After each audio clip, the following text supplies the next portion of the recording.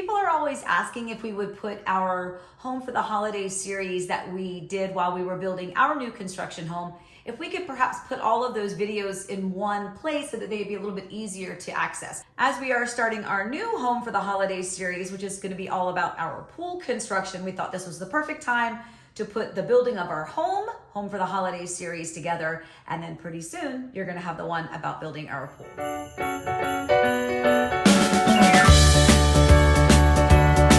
Everybody, and welcome to A Home for the Holidays. So we are actually standing in our new home that we are building. Clearly it is not completed yet. We're going to take you along the journey with us, but we're calling this one a home for the holidays because it is our hope that this home is going to be completed in time for us to enjoy our new home for the holidays. We're going to take you through the whole process, from boxing up our existing home to moving them and unloading and decorating the new home. So think of this as an oral history of the building of our house. A lot of it has already happened, but we're going to take you through that. Within a couple weeks, we'll get you caught up to present day, and we'll take you all the way through when this lady decorates the house for Christmas. Notice, she's doing it, not me.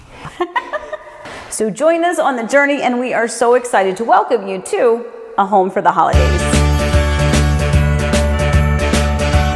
So we are building one of my favorite floor plans called the Yorkshire. So you've always been obsessed with the Yorkshire. What is it about the Yorkshire that you love so much? So ignore the fact that we currently have a washer and dryer inside the dining room with a builder grade fixture. Don't worry, we are swapping that sucker out.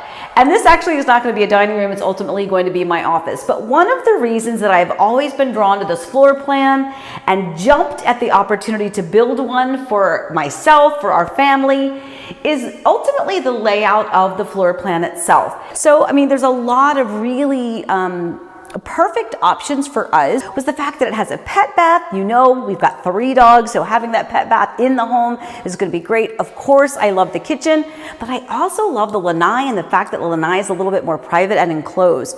There's so many things. The owner's suite on the first floor, the game room, the media room, the pub, all of these fun things and all of the nice bedrooms. The other thing that always drew me to this floor plan is this right here.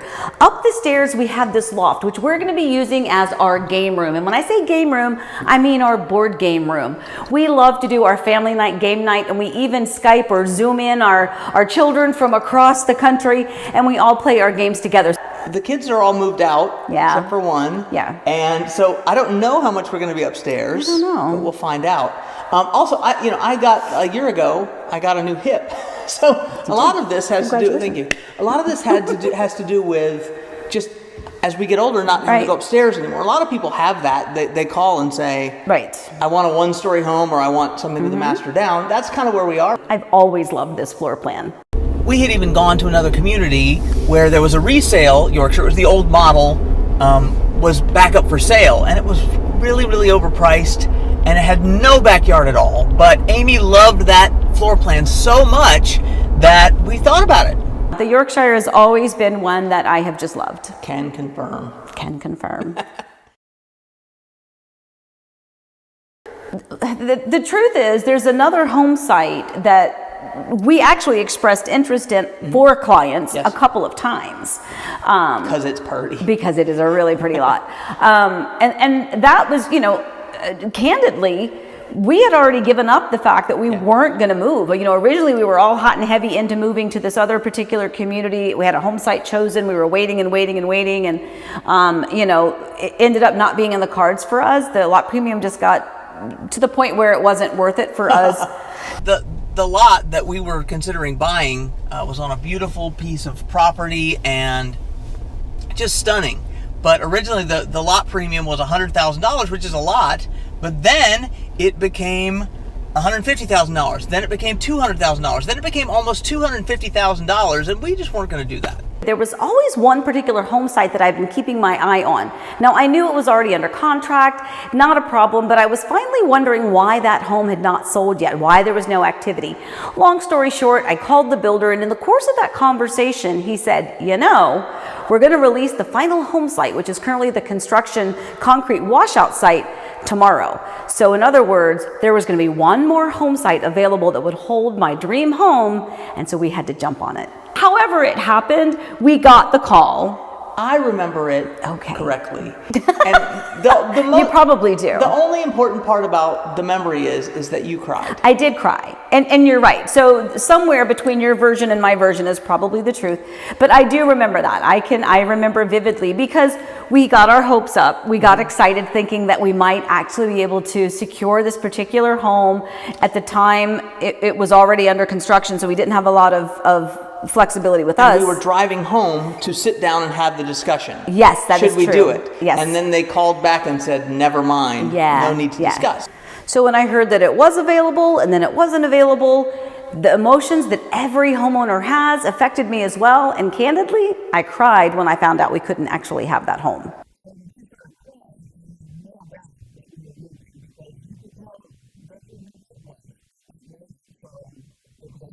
When you cried, it was like Phoebe giving Rachel, the fake pregnancy, yes. and saying, now you know how you really feel about it. That's true. People move for lots of different reasons, right? True. One of our reasons is 100-pound Bernese mountain dog mutt who we love her. We love her, but I call her the $1 million dog. I call her Lucy. As much as I love the current home that we're living in now, we back up to this beautiful pond with the fountain, but our dogs constantly bark because people walk and run and stroll around that pond. Again, it's beautiful, but the dogs drive us nuts. So in addition to all of the other reasons why we're moving, that's a big reason, because I can't tell you how many times we're sitting in the house and it's bark, bark, bark, bark, bark, and we're just tired of that. And so I started calling her the $1 million dog, because at the end of the day, maybe it's not going to cost us quite $1 million, but it feels that way. And it's a lot of it has to do with the fact that we've got to move for this beautiful dog that I love so much, but who is so annoying. And this is Lucy, our $1 million dog. Tell me why you love the Parker. Oh, the Parker will forever, I'm going to cry. I love that house. It's a good house. It's a great house. So never mind. Series over. We're not moving. She loves the other house too much. No. I really am going to cry. I know. I love that Parker. I know. It's a beautiful house. No, don't you put any of this on there. So many things about the Parker is going to be difficult to say goodbye to. I love the fact that it has a designated office. It still has a formal living room and dining room. I love that it has 2 staircases and a massive game room upstairs. I like that it has all 5 of the bedrooms upstairs, which is something that I don't know that we needed it as a family, but as the mom, I wanted that as a family. I wanted to make sure I was on the same floor as our children as far as the bedrooms went. But there's just so many things about the Parker that I love to this day. The Parker was absolutely the perfect floor plan for us, especially at the time. With 4 kids in the house, they're on their own wing. We have our own side of the house. 2 staircases was like this cool thing. And when I came down to Orlando, I knew as soon as I saw that floor plan in person, it was another one of those situations where the search was over, because I knew as soon as she came down and saw it in person, that was going to be the house that she wanted. It was a question of whether or not we could afford it, but we'll definitely be sad to leave. That's a good house. I have to dry my eyes. It's okay. It's a good house. And you know what? This is one of the things that I think is different about you as a real estate agent. You get it. Yeah. That house is a part of our family. It is. It absolutely is. So we left a home that, I don't remember what the name of the floor plan was in Virginia. Which one? The Larkin Run. Our first real house. I don't know that it had a name, did it? But my family, when we left that house, cried like someone died. They did. It's like that, though. Yeah. And so that's why I think some of it is why you're in the right business, because you understand that the home is part of your house. It is. It's part of your heart. You know, I was talking to a client yesterday, and we were talking about that your house, stop. I'm so scared now that we're moving. No. I love this house. But your house is like a child. It requires attention. And I mean, this conversation was really based on homeowner maintenance, right? It was really talking about warranties and things like that. But the point of it was that it is something that requires attention. You know, it does require that you change the AC filter, and it does require that if it has a crack on the exterior stucco, that you take care of it, just like a child skins their knee and you fix it. It is a structure, and yes, it doesn't have a heartbeat, but it is a part of the heart of your family, and it does require attention. And yeah, I mean, I think the Parker for us, I don't know, it was what I was most excited about moving to Florida for. Yeah, you know what? And it wasn't really about coming to Florida, it was about coming to that house. It was. So, and it will forever be my home. you had a brilliant idea with this home about how to place it on the lot. In the beginning of the process, because we were building from dirt, we chose the home site and were able to build this Yorkshire floor plan on it. One of the things that we discussed was whether or not we would have the ability, which we ultimately did, to move our home as far to the left of the home site as possible, still meeting all of the setback requirements from the county. Here's why that was so smart. Not only do we get the extra space on the side, but we have this park next to us. So now by moving the house over away from this park, it gives us not only the park, but all of this extra space on the side. That is prime running room for the $1 Million Dog. But what that did for us was it put a little bit less space between us and our neighbors, but it provided an abundance of extra space on the opposite side of our home, again, for those dogs to run and more private yard space.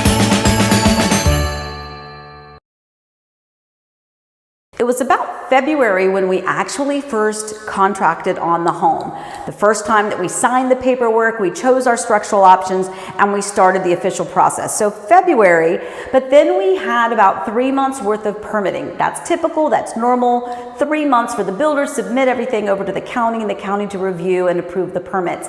From there, things start rolling. You have your pre-construction meeting, and then you start going. You start going through the process. You start to see the foundation. You start to see the home go vertical with the cinder block, and then the framing, and then of course your pre-drywall walkthrough, which we've already done, obviously. And now we are anxiously awaiting an NHO, which stands for New Homeowner Orientation. Typically done about 1 week prior to closing, so we're not there yet. We've still got a couple.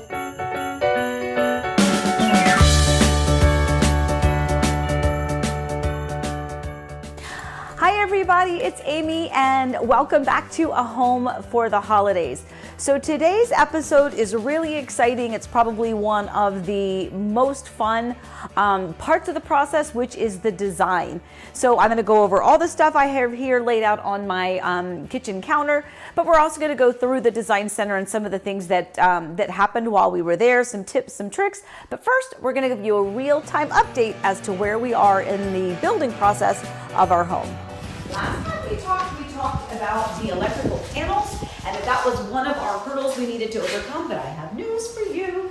So inside, you'll notice we have power. Our lights are on. Now, as soon as we walked in, I noticed this. I was like, oh my gosh, what has happened? That was not there the other day.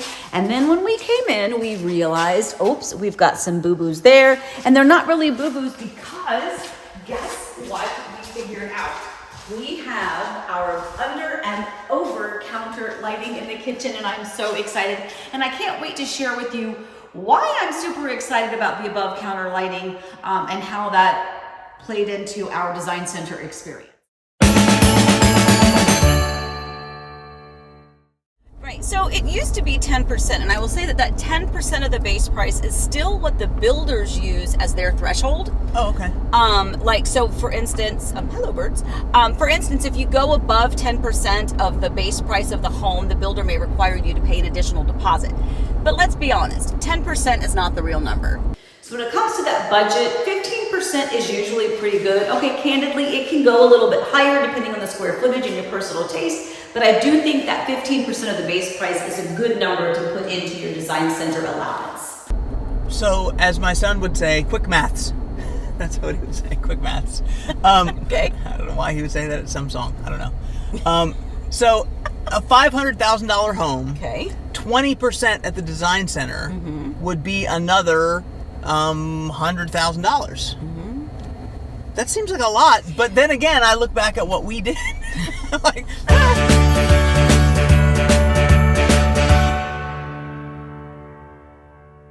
tell me how you managed to get every single design option on a piece of paper in a book.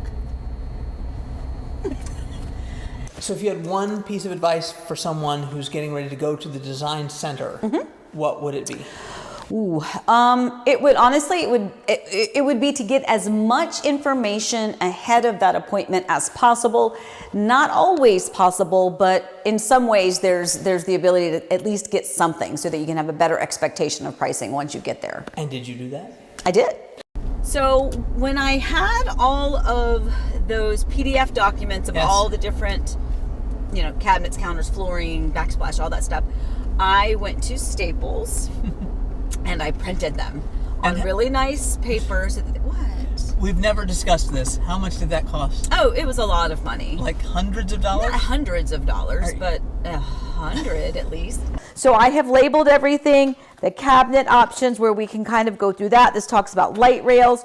You can see here I have carpets, I have backsplashes. By the way, that is a lot of backsplash options. It's like overwhelming. I am a little binder crazy. I love organization, and when you're doing a project that is this large and candidly this expensive, you just want to make sure that you have things organized, that you can reference back to them, and that you don't just pretend like you think you remember. By the way, this binder is so big I can't even flip the pages, but it goes through everything from flooring to carpet to backsplash to lighting fixtures.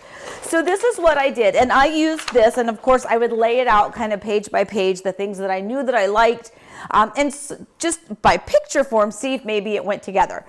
We've had site agents send you someone else's design choices with the information crossed out, but then you could see, okay, they put this in, it was a level 3 cabinet, and it cost this much. Exactly. That helps, right? Yes, absolutely. So let's just say there was an inventory home or even the model home.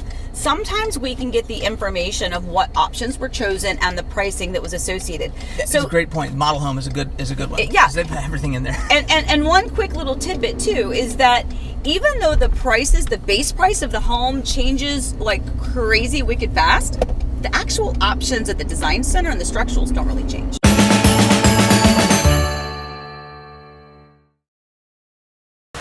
Let's get sexy up in here right now. Let's get sexy. Let's talk spreadsheets. Oh yeah. We had the levels of the design options, which was very helpful because in our binder, you'll see it'll say level 1. We can go through the entire book of backsplashes, level 2, level 3, all the way up to level 4. So we had the levels, we were able to get the pricing, and then that's where Eric's amazing spreadsheet came in. I like that you went more like praise, like dignified praise. I thought you were going to talk about how sexy it was. Oh, it was totally sexy. So I'm going to show you my spreadsheet, but the first piece I want to share with you is the great debate that we had about, do we show you prices? We don't like to talk about money and what we spend, and I think most people are like that. But we thought we would err on the side of sharing. So we're going to show you the spreadsheet and how it worked. I'm going to start with my overview page, and then you can take a look and see.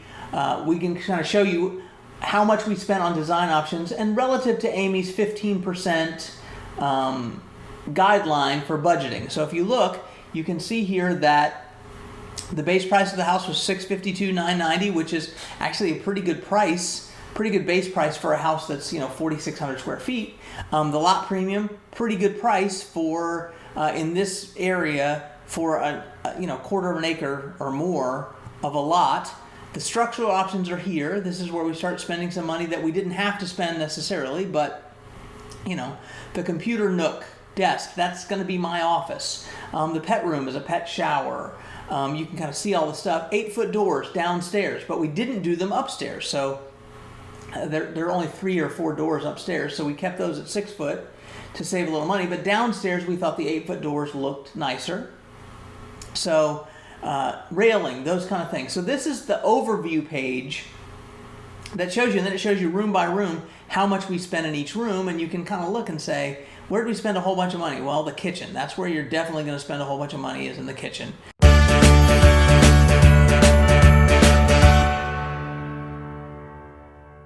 All right, so we talk a lot about the three biggies. The biggest visuals and the biggest price points of your home are going to be your cabinets, your counters, and your flooring.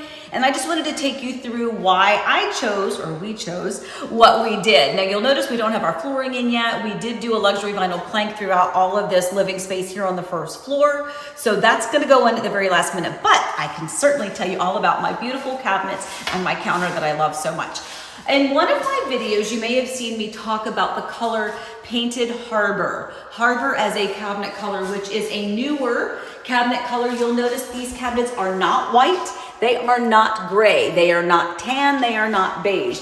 They are a beautiful unicorn color called Harbor. So if you need to pull out the tans, which is more of what our color scheme is, you know, gray is a very pretty color, but you'll notice even by our ceiling fan that we have, we've gone with a more traditional brown kind of earth tones as the flooring. So that is going to be able to be pulled out of this cabinet. Now, you'll notice I also chose a larger, more dynamic hardware on this. I'm gonna go ahead and point out an oopsie. Are you ready for an oopsie? This is where I feel like we could have been a little bit better guided at the design center. I do not blame them. It's just a mistake, but ultimately, look at my boo-boo. So we chose these longer pieces of hardware. We do have the soft close cabinets, by the way, but look at this. This is literally the same size as my cabinet. I would never have chosen that.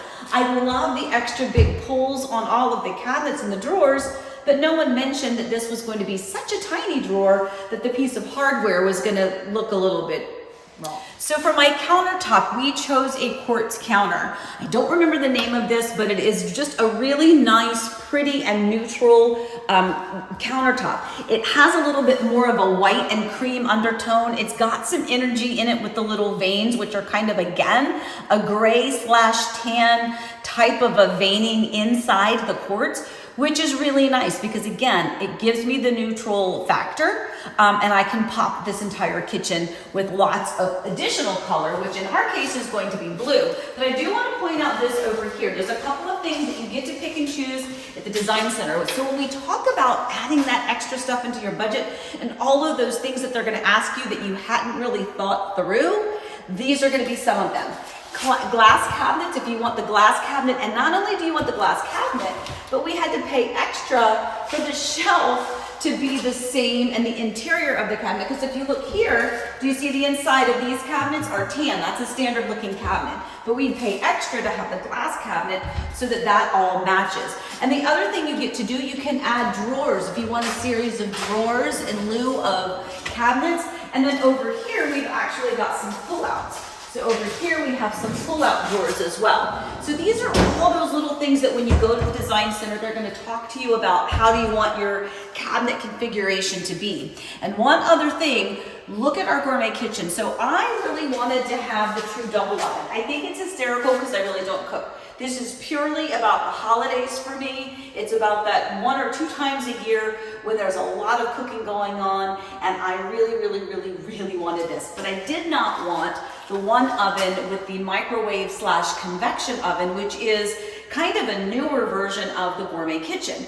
I wanted true double oven, but if you'll notice, I have true double oven, and I'm going to have my hood vent, which is sitting over there in a box, but it'll be covered, all the backsplash will be done.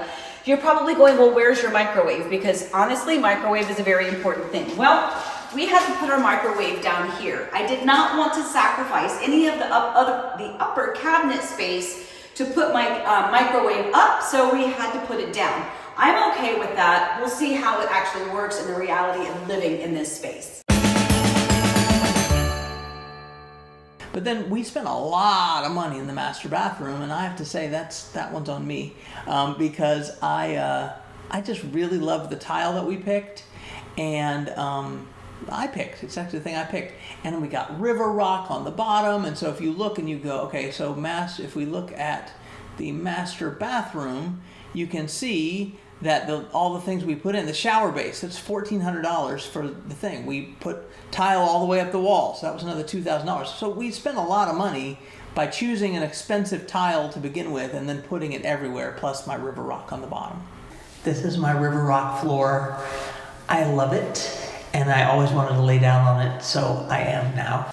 Okay, so the owner's bathroom, this master bathroom, we have closets on either side, we have the powder bath over there.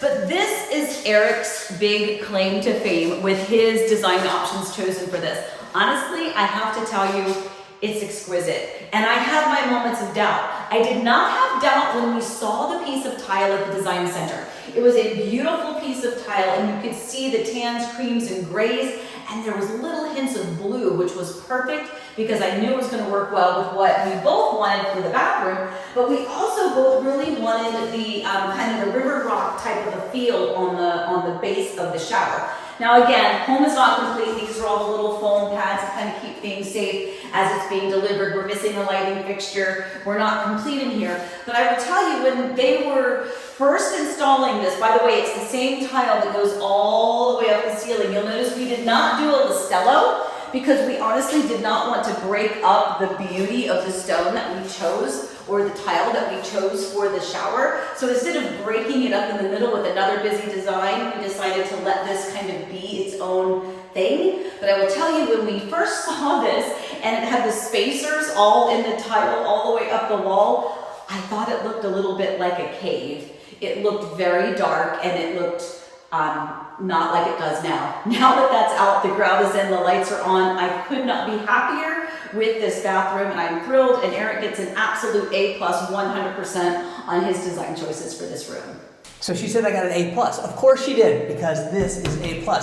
It's the only thing I picked, except, well, I picked lots of things, but she immediately said no. This is the only thing I picked that she said yes to right away, and I was right. I win. I rule.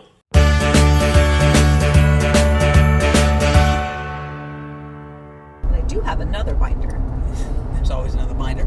So this binder here, I really did go room to room. I went the structural options, I went through that. You can also see the binder so big. I put copies of the floor plan, the surveys.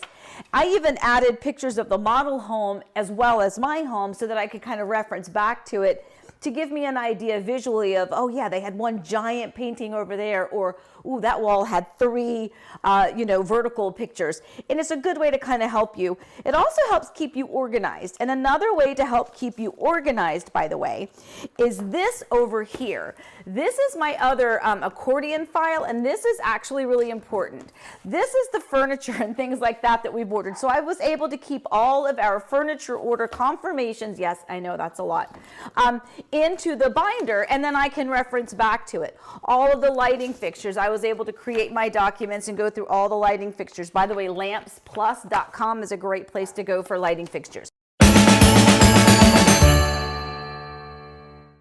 Okay, so Amy's guideline is 15%. So let's see how we did. I've actually never actually calculated this. You'll see here that the 27% over base price, that was something I calculated because if you look here, we had to pay a 50% deposit on everything over 8% of the base price. So that it was important to figure out how much that was because that's a deposit we had to write a check for at the design center. So again, tons of money. But we had to be prepared for that number because I had to make sure I had that number. If I didn't have that money to put out there, then we would have had to cut, quite a bit to do that. So let's just see how we did. I've actually not calculated this before, but if we put there a new formula and we take the total we spent on design divided by this plus this plus this, that should give us a percentage of 18%. So 18% was how much we did over the base lot premium and structurals. Oh, we blew our budget. Right. If you have to be a little bit more conservative, then some things that you might want to consider are using some of the builder's standard options. And I think we may have mentioned that before. Like use their standard lighting fixtures. We did that in the dining room. Yes. So the lighting fixture you'll see in the dining room at the moment is a builder's standard lighting fixture. Essentially, it comes free. It's included with the home. It's not, we're going to swap it out the day that we close on the home, but it didn't cost us anything because we can do that cheaper later. But the other thing is pre-wire. So there are some things that you have to think ahead for. and pre-wiring for pendant lights. You can either do pendant lights with the builder or do what we did, pre-wire, and then you can find them elsewhere that might even be a bigger selection and more personality specific, as we were talking about a little while ago. And for me, it seemed like it was about twice the cost of... So if you get them to buy the pendant lights, you still have to pay for the pre-wire. Yes, but it's... And then you pay them for the pendant light. And a pendant light you can get $100 or so at Lowe's or online, but they were charging $250 or so. So it makes more sense to do it yourself. And lighting, now you're not letting me this time do the lighting fixtures, but electrical is actually pretty easy. So I could put in the electrical stuff if I wanted to. We're going to have someone else come do it. One of the things that we didn't do pre-wire for, we actually bought, is that. Because, first of all, that's dope. Look how good it looks. But also, there was no way we were getting up there to hang that and have any confidence from my wife that I did it right and it wouldn't fall on us and destroy the entire family. Okay, so it's not just because the fixture could fall down on everyone's head. It's also because of the warranty. We're gonna change almost every lighting fixture and add them, like the 3 pendant lights here in the kitchen over the island. And if you do that work yourself, and God forbid you do something incorrectly and you blow the electrical, you have voided your warranty with the builder. If you have a licensed electrician come in and do it, that's a different story. So that, Eric, is why we've enlisted the help of an actual licensed technician this time around. As a tip that you can use as a tool to help choose your flooring to go with your cabinets and your counters and those things. It's called Floorvana. We happen to use Shaw floors. Most builders use Shaw floors, and they can do this for tile or luxury vinyl plank or carpet. But basically, go to Shaw floors, find the sample that you're looking at, and we chose salvaged pine is what we're putting in for luxury vinyl plank. And then you can say view in my room, and then you upload a photo, and we'll upload this one. Just to say, okay, how's that look in the kitchen? And then as that uploads, then we'll be able to take the salvaged pine and rotate it the right way and see how it looks. So let's see what we got. So there's what salvaged pine looks like in a picture of our home under construction. And if you come over here, we can rotate it so that it goes. So we're laying our tile that way. Now the planks are not that size, they're not that wide, but it doesn't scale it to the size, but there it is. And then you can save that picture, do whatever you want with that.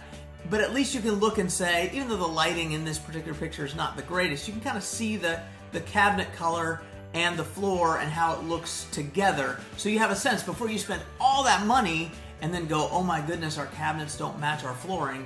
So we like how that looks. You can let us know in the comments how you think it looks. But again, Floorvana is Floorvana.com is where you can go to do that with your own home. And it works on pictures of your own home, even if it has carpet or whatever else on it. You can test that out. So that is your bonus tip, and that is your A Home for the Holidays episode on design. Join us next week.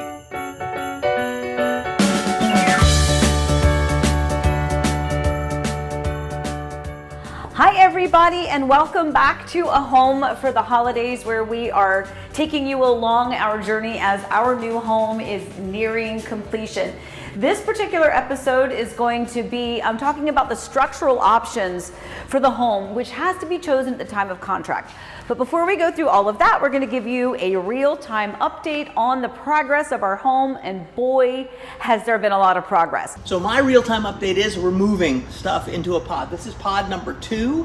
So we've got pod number 1 is already gone. It's already at the warehouse. That has some of the essential stuff that we want to move in as soon as possible. This is pod number 2, which is the non-essential stuff. So this is going to show up the Monday after we close. So almost a week after we close, we're going to get this pod delivered, and it's just the extra stuff that we don't really need and really probably should have donated or given away half of this, but we have lots of stuff. So that's my real-time update. Is they're coming to pick up pod number 2 as we speak. They're on the way, so I've got to close this up, get that sent off.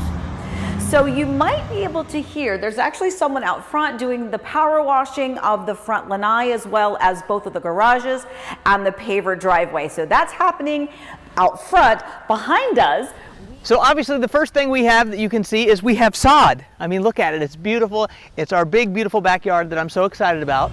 A couple of things, we have irrigation. Notice the irrigation system is running. When you put new sod down, you want to soak that sucker because you want those roots to take hold, and that's the key to getting a good lawn out of sod, is to soak it. Couple of things that we also have are trees, as you'll notice there. Now there's a magnolia over here, and you'll notice when we show you the front of the house, there's no tree in the front. This magnolia was actually going to go in the front, but we're getting a foxtail palm to go out there, so we asked the builder if he just put the magnolia here. Not super happy about where the tree is in the middle, but the truth is that one's moving anyway at some point, because we're going to have a pool there, so we'll go from there. And our LVP, our luxury vinyl plank flooring, is completely in. It is covered with paper at the moment, but trust me, it's gorgeous when you see it all laid out. That LVP is beautiful, but we are going to go over that sucker with a fine-tooth comb. We showed you last week that we paid a lot of money for that LVP. If you look in the great room, it was almost $7,000 just for that one room. We've already shared with the builder, we're bringing a magnifying glass to our new homeowner orientation, and we want that floor to be pristine because, honestly, it was the highest priced item in the entire house. So not only is the LVP flooring in, but the carpet is now in for the few rooms where we chose carpet. And finally, our mini fridges have been installed here in the studio suite, although I think we're still waiting on one up in the pub area in the media room. So the second refrigerator is actually up here. It's just not installed yet. And we got a free cup of salsa.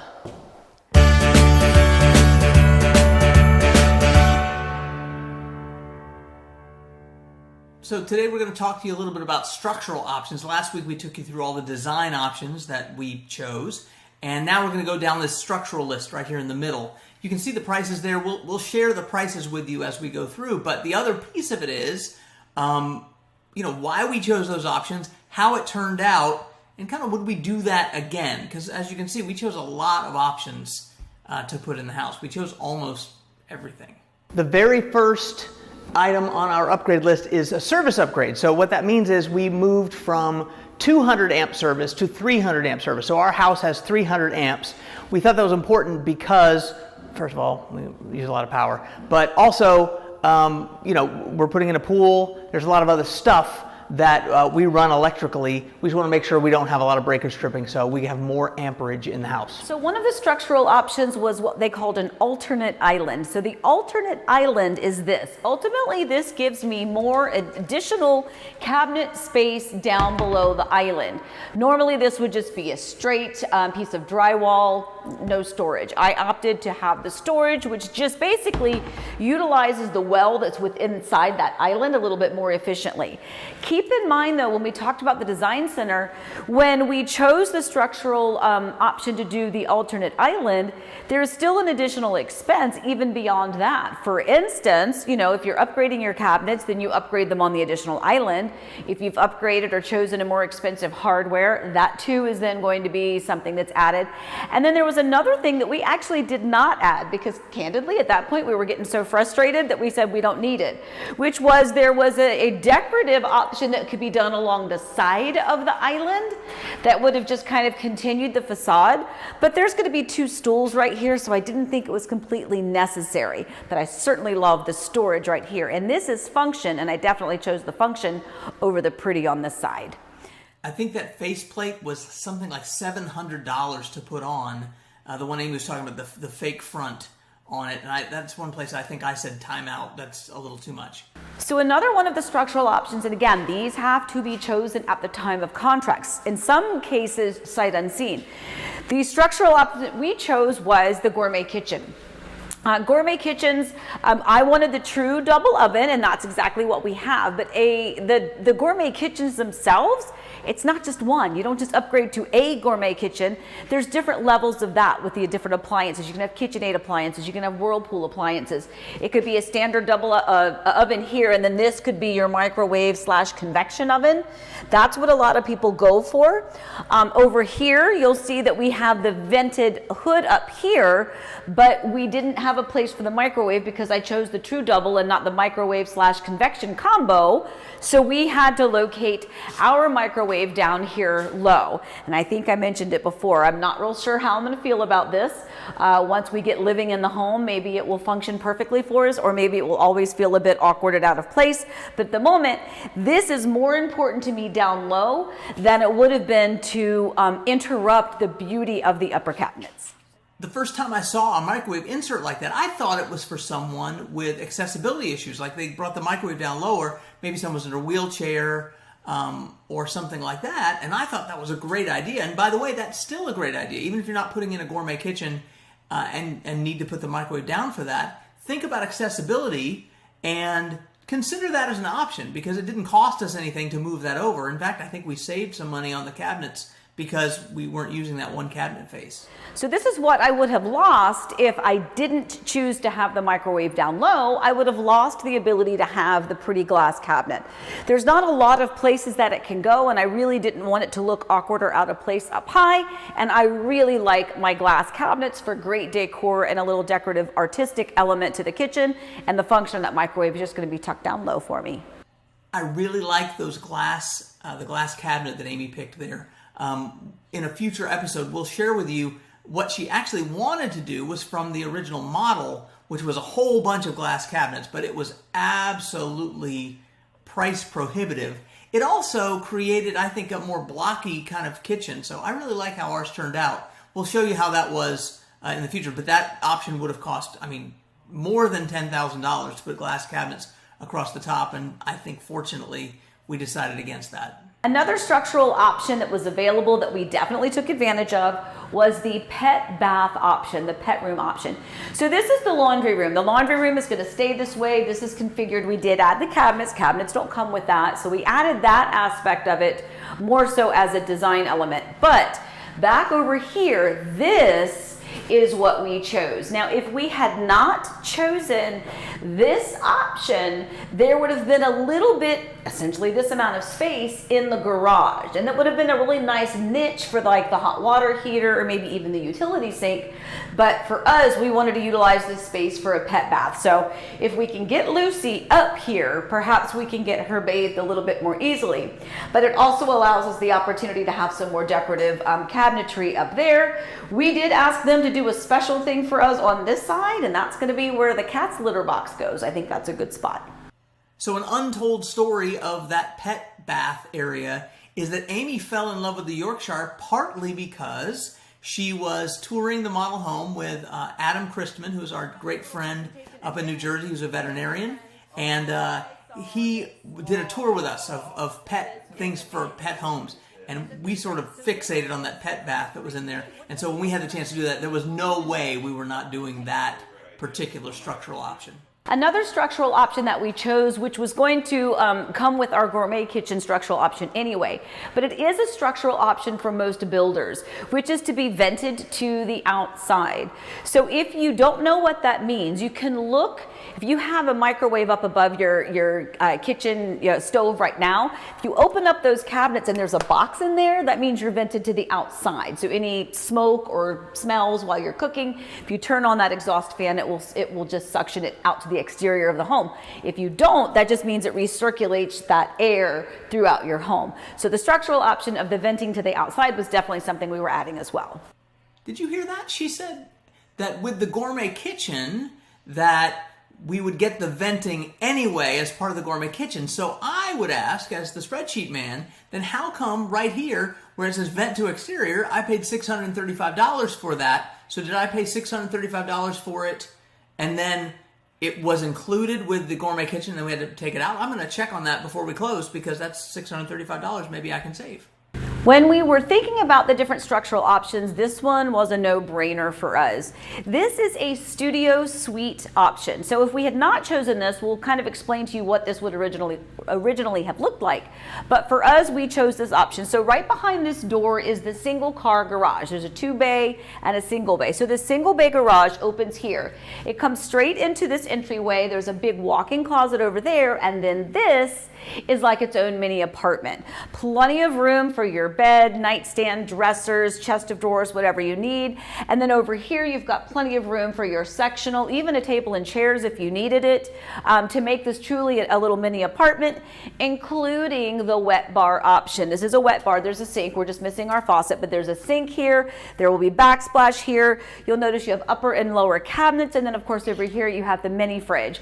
Then you have a full bath over here. It is just a single sink with your shower stall, and then of course the toilet. But what this is great for resale. Not that I'm planning on selling it anytime soon, but it is something that generationally speaking, it's a great thing to have in case you have family members, parents, in-laws that need to come and stay with you. This is likely going to be Eric and my room eventually.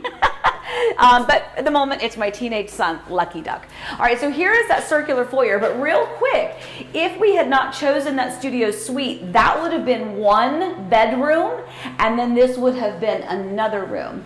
So it would have been dining room, extra space, bedroom, and in this case, we just kind of made it a whole studio suite over there. So if you look, that studio suite cost $10,000. It's a very round number, which makes me think they just kind of picked a number. We're a little worried about spoiling our son, to be honest. He's got his own garage bay, he's got his own bathroom, he's got his own little bar area, so we're hoping he steps up and keeps that nice and clean. And as Amy said, maybe someday that'll be our room. As we get a little older, maybe it'll be the multi-generational space for us. So the tray ceiling, so if you don't know what a tray ceiling is, it's a ceiling, you can see how it's kind of bumped up and you have kind of a different level. So that's your tray ceiling, and we chose this as a structural option here in this foyer. We also added those 4 additional cans just as a little FYI. Now over here, which is the dining room, we actually chose not to do the tray ceiling. It was a structural option that we could have done.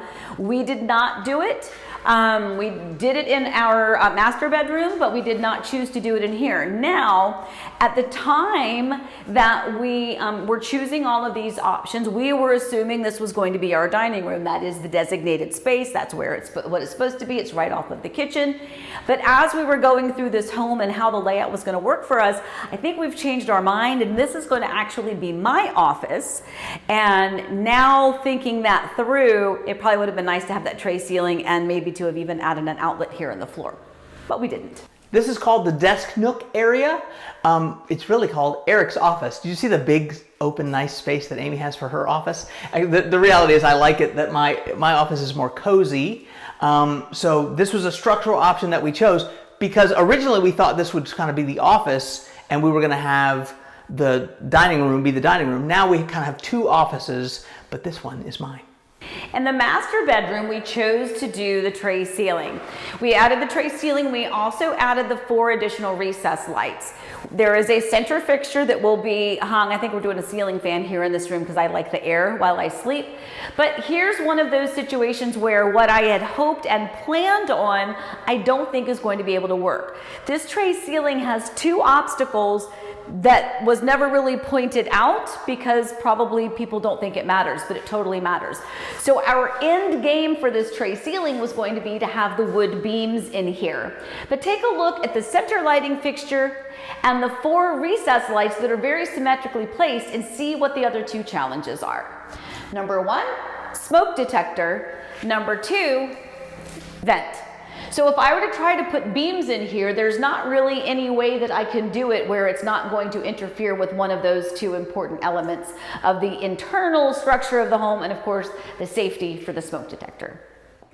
I learned something from my wife all the time, and she found out that the smoke detector in any bedroom has to be at the highest point in the bedroom. So if you have a tray ceiling, the smoke detector is going to go inside the tray like that because it has to, by code, be at the highest point in the room. Another structural option that we opted for is the door behind this door. So this is actually going to be a door to the outside. This pool bath door is going to allow us access from the lanai to the backyard. So once the pool is installed, if you need to use the restroom, you'll be able to easily come in this way instead of coming in through those beautiful sliders right off of the kitchen. But For Eric and I, we are super excited that in the morning when we let the dogs out, we can go from here to there to let them go outside that way. I know, silly thing to be excited about. Here's the door they're putting in for Amy. It's upside down at the moment, but it's got a nice window in it. She always says a light because she's more technical, but that's technically a light in the door, but I call it a window. With new construction, you're gonna have these taller ceilings, typically 9 feet 4 inches, sometimes even taller on this first floor. So when you have these taller ceilings with new construction, then there is the question of what doors do you get? Because a standard height door is going to feel a little bit stubby with such a tall ceiling. You'll have a lot of additional wall space between the top of the door frame and the actual ceiling. So these are 8-foot doors. This is another structural option. Obviously it's structural because it affects how the home is built with the opening here. So on the first floor, we did these 8-foot doors.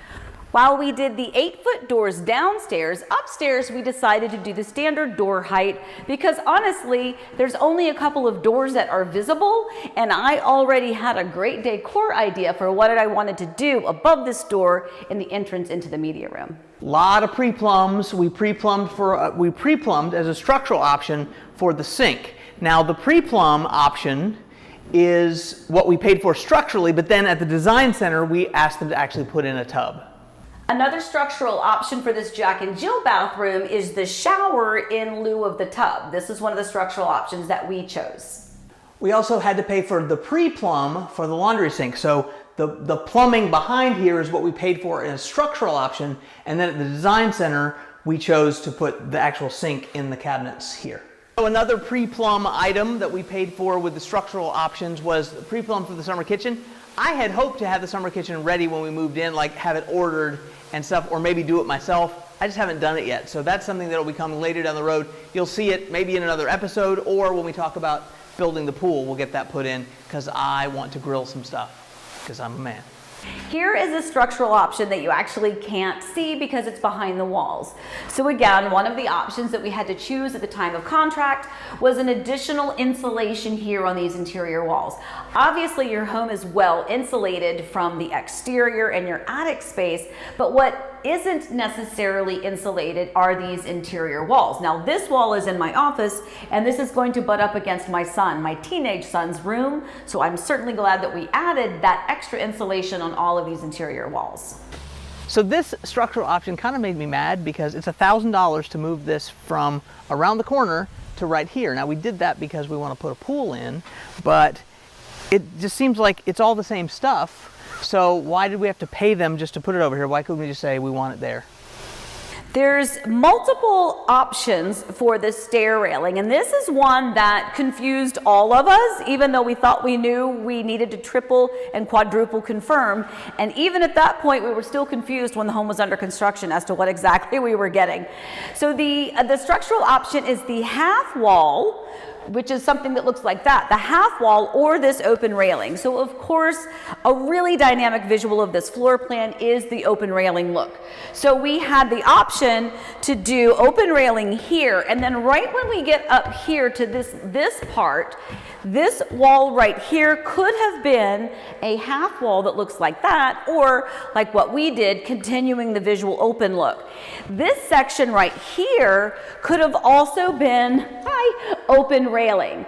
We opted for the half wall for two reasons. Number one, we just wanted to have somewhat of a sound barrier. Not that it's going to help too much, but and then I also was thinking ahead to grandchildren and to pets, just the fewer options for them to try to get creative and brave would be better. The other thing too is there's not a lot of wall space in this room, so I was like, I'll do something on the other side of this wall.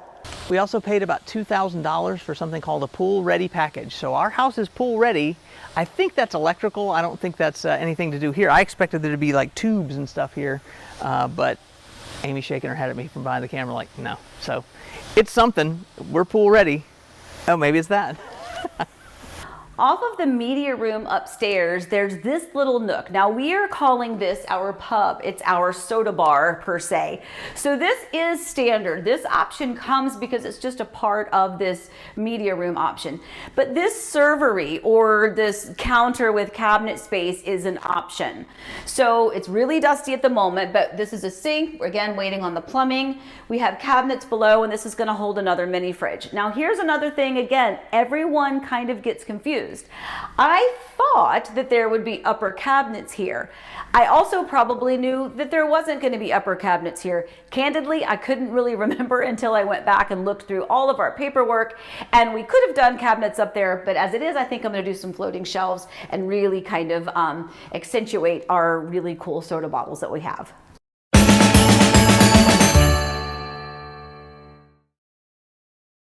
Now we're going to talk about a few of the oopsies, I like to call them. And some of these are our own fault, things that we did not know, did not think to ask, or mistakes that we made in our process, whether it was structural options or design, and then a few of the oopsies from the actual construction process.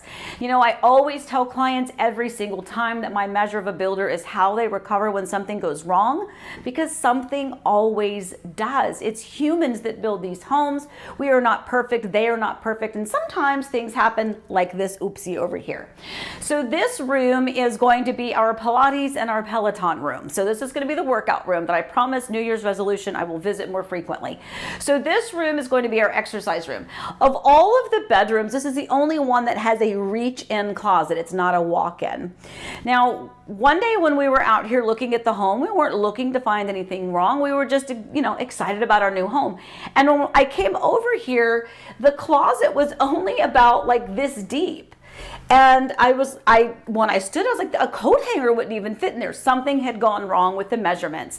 The closet had been framed out incorrectly. A mistake, an honest mistake. But I did bring that to the attention of the builder, and we did have two options to fix it. One option was a bit more invasive, time consuming, and would have been a lot more intricate, which would have involved the wall back behind it and the AC closet and that servery or that wet bar area in the media room, which is adjacent to this wall. So instead of going to all of that, we opted to just fix the situation by bringing the closet, I believe it was about 7 inches back into the room. It meant that we lost a little bit of square footage here in this bedroom, but that was okay because I felt like in the long run, we wanted to stay on track. It was a mistake. It was no one's intentional mistake, but we found a solution. We talked about this a little while ago. This is the Jack and Jill bathroom, and the fact that the structural option that we chose was this shower in lieu of the tub. Now, that was an oopsie on our part. The other bathroom that is upstairs, I thought was going to be a tub standard with the shower. And in that case, I was like, well, if that's gonna have a tub, I want this one to have the shower. This will be the one that my daughter uses. The shower will be more conducive for her. Well, I did not realize, because I did not ask the question, I made an assumption, and no one from the builder guided me through that if I chose this as a structural option, there would be no tubs upstairs, which is okay, but it's always nice to have a tub in one of those secondary bathrooms. Another oopsie that was actually, this happened during construction. This was not my fault. This was just an honest mistake on the crews that were building our beautiful home, is this listello. So the instructions were 60 inches. So they were supposed to go 60 inches and then go up a foot. Instead, they misread it and they went 60 inches and they came down. Now, so in other words, this entire band of listello is down 1 foot from where I wanted it. Not a big deal. Little bit frustrating, but not a big deal. The builder noticed it. The builder has confirmed. They will make us happy because remember, my biggest thing is how they recover. What is the customer service when something goes wrong? Again, I'm not mad at anybody, so we're gonna try to find a solution. So the expectation is that we're gonna meet in the middle. Instead of ripping out all of this listello, which would be wasteful, and I don't wanna waste it, it looks beautiful. So instead, we're just gonna take out this row, this 6-inch white tile, and we're gonna add another 6 inches of the listello to make my listello band even bigger.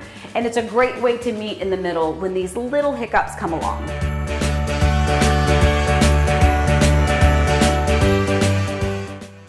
So that is our real-time update, our structural update, and our oopsie update. We'll have more of those oopsies for you going forward.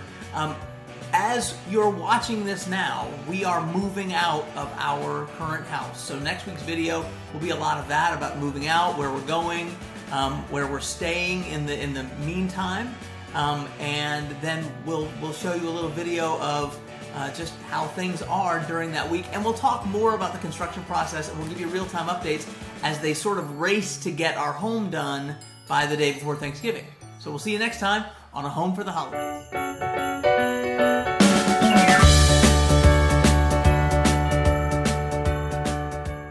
Hi everybody, and welcome to A Home for the Holidays. I am so excited because, as you know, if you've been following along, this is not just any home, this is our home. So we are taking you along the journey with us. We are getting really close. So let's talk about that real-time update. So we are, as this is airing, I don't even know, we might even be getting ready to move into the home. So we are closing the Wednesday before Thanksgiving. So A Home for the Holidays is aptly named because we are trying to get here, to get into our home, to get settled and decorated for the holidays. The first holiday being, of course, is Thanksgiving. So we are closing, as we said, the Wednesday morning before.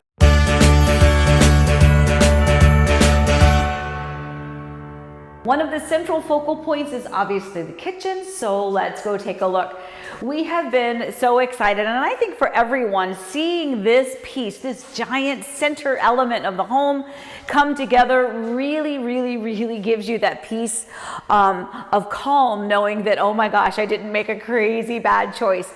I love this kitchen so much, and since the last update, a lot has happened, and you can really start to see it. Now remember, we still have these last minute touch-ups to do, but take a look at my gorgeous kitchen. Yes, we're still missing some crown molding. Yes, there's still tape everywhere, but we are so close, and I really could not be happier with my flooring, with my cabinets, with the hardware, and the layout of the kitchen. Backsplash included. I am in love, and I can't wait to cook a turkey dinner, but it won't be this Thanksgiving. Next real-time update, come with me. This is big because this means that we can close. Because we didn't have garage doors, and now we have garage doors. Special shout out to Tim, our buddy who always wants to see the garage. Here's the 2-car garage, and this house actually has a 1-car garage on the other side. But the most important thing is that garage door. And by the way, that garage door is not our garage door. It's just one to fill in so we can get the certificate of occupancy, the CO, and be here. But we went crazy when we saw this garage door because it meant, hey, it's really gonna happen. We can move in. I don't know that we ever had an opportunity to show you the floors installed and uncovered, and that's where we are now. So I am so excited. This is an LVP, it's a luxury vinyl plank, and this is actually called salvaged pine. We talked in one of the videos about Floravana and taking the Shaw flooring and taking a photo, and then their program being able to put that flooring in and take a look at it. We love the flooring. It is so beautiful. It goes all the way up the stairs as well. One of the bigger, again, most expensive, but biggest focal points here of this home, and I love it just as much. They say it's the little things that can make the difference in a house, and my son and I were here looking at his room. Again, Lucky Duck has this big old room. But we discovered that we have something so cool. We didn't even know it existed. Check this out, watch. Watch this. Watch.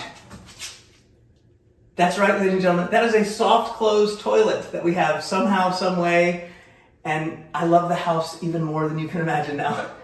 We also have the faucets, although I'm not sure if these are the original faucets or these are just going to be the stand-ins. But we also have backsplash. We're missing one section of it, but again, we are getting closer and closer and closer minute by minute to getting completed. The mini fridge has been installed, the sink is in, the faucets are in, the backsplash is in, and soon we will be in. We also have the faucet in the pub area and soda bar. Again, we don't know if this is the official faucet we're gonna have, but it's the official faucet we got, and that means we can close.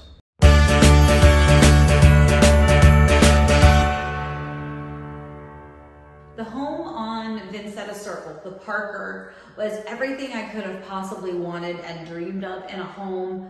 I wish we had had that floor plan a few years earlier back in Virginia when all 4 of our children were together under the same roof and all young. But that home was amazing with all of the rooms, the living room, the dining room, the formal office with the French doors, the massive great room, the game room upstairs, all the bedrooms oversized, and really the 2 staircases. I mean, that was really cool.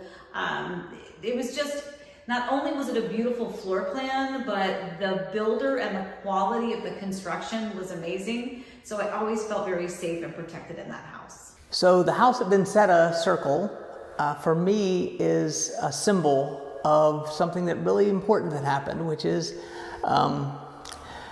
we moved to Florida for me, for my job. And when we talked about moving, all of my kids said some version of, "Hey Dad, you've done everything for us and we can do this for you." And so that house to me is always a symbol of my kids believing in me and my family following me. And as it turns out, the job was fine that we moved for. As it turns out, my wife, it was a great, amazing thing for her and her career, and now has become my career as well. But the house isn't about the job. The house is about that moment they said, "Dad, we believe in you and we'll follow you and we're here for you." And that house forever will be that to me. And so I'll love it forever. You know, we all have that one door frame where we've measured our kids as they've grown, and I did not have the heart to paint over that.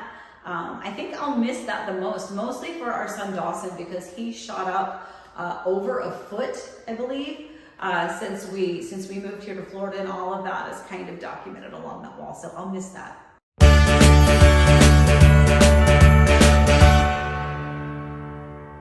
Probably the biggest real-time update is that we've had our NHO.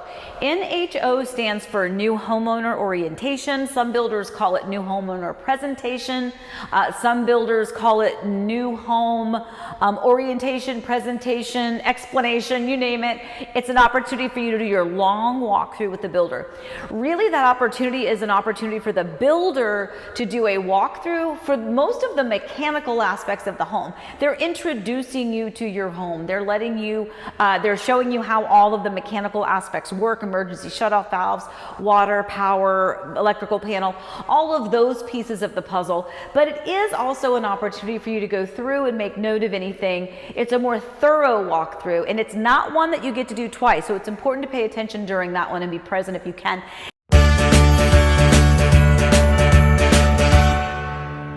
When you see the tape throughout the home, you're probably going to see 2 colors. Blue is for paint, green is for drywall. And that is really important because the painters are going to look for blue. The drywall crew is going to look for the green because that is their indication of what it is that they need to come in and touch up. So, for instance, here's a little green piece, okay? So we've got a little issue of drywall over there. In some cases, they've already come and fixed these, they just don't remove the tape. I love it when the builders do this. They have a big arrow and it'll say paint touch up above window. They have to do arrows sometimes. A lot of times you'll see them do an X on the floor, which is like X marks the spot, but you have to look up above it. And I think they actually have one of those over here in the kitchen where they put a piece of tape and they put the Sharpie that says look up. We are missing the cover for the pre-wire for the pendant light. That's probably what that one is. The cover is there, I just don't know where it went. The sun is out for the first time in however many days, and that's very convenient for you because you have those lovely sunglasses. But there's a story there. I don't know where my glasses are. I've lost them in this move. But they're in a pod somewhere. I mean, you have more than one pair of glasses too, right? No, but here's the thing. I literally remember in the bathroom, I had a glass that I stored like several extra pair of emergency glasses, like the older ones that may have scratches on them, but you didn't want to throw them away because you might need them. I had the conscious thought, I'm not going to use these. I've got my glasses on my head. We're going to be in our house in a week. Let me just throw, you're throwing things away. You're trying to thin out, right? Yes. So I thinned out by 4 pair of glasses that I tossed. And probably the next day, I could not find my glasses.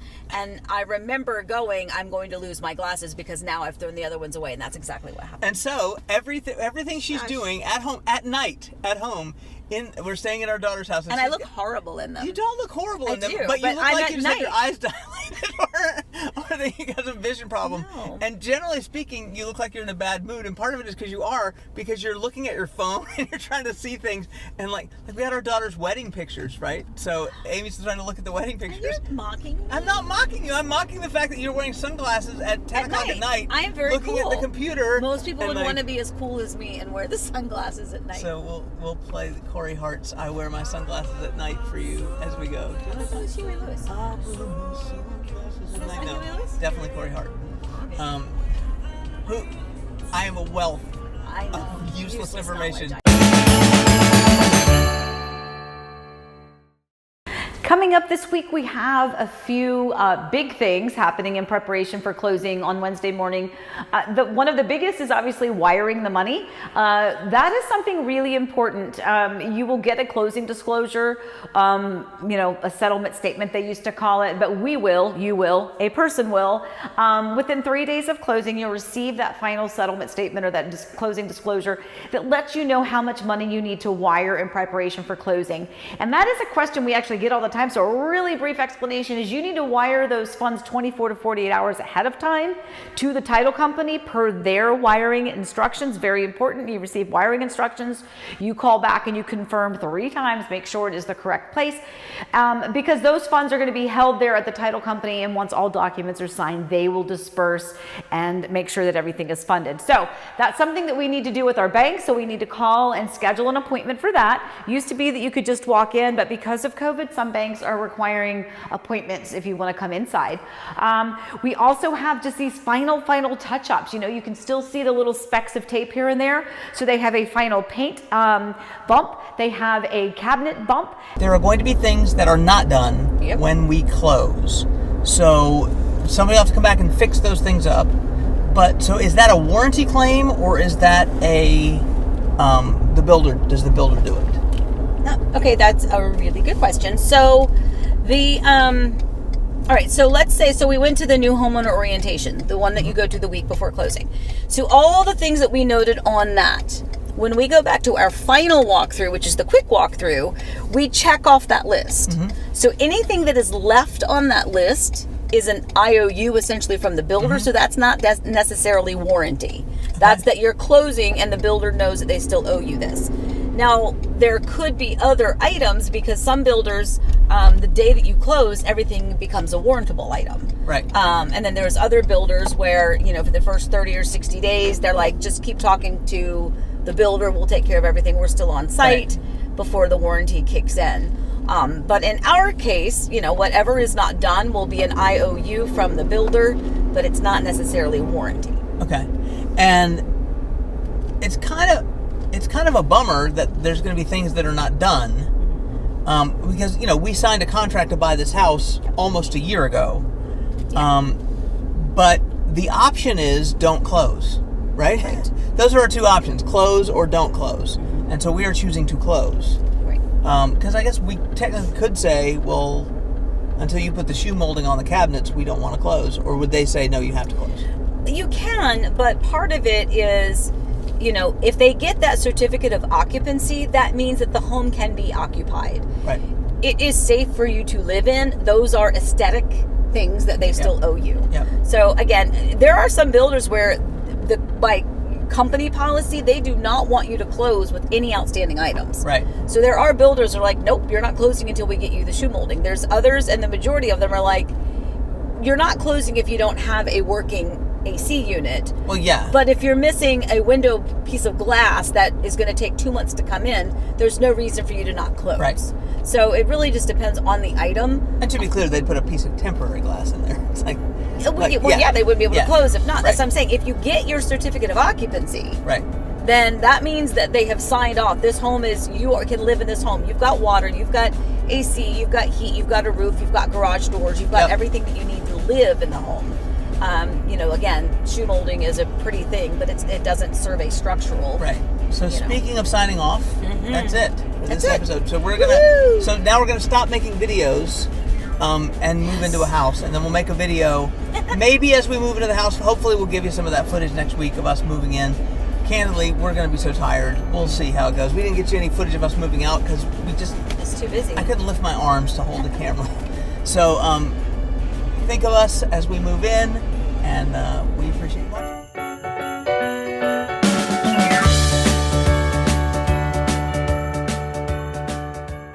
Hi everybody, it's Amy and welcome back to A Home for the Holidays. So we are home. Yes, we are. We did move in successfully on Wednesday. It has been an ordeal and we're going to give you that real-time update here in just a minute. But this episode is going to be all about our traditions, our superstitions, as well as some of the services that we used in order to get us from our old home to the new home. But first, a real-time update.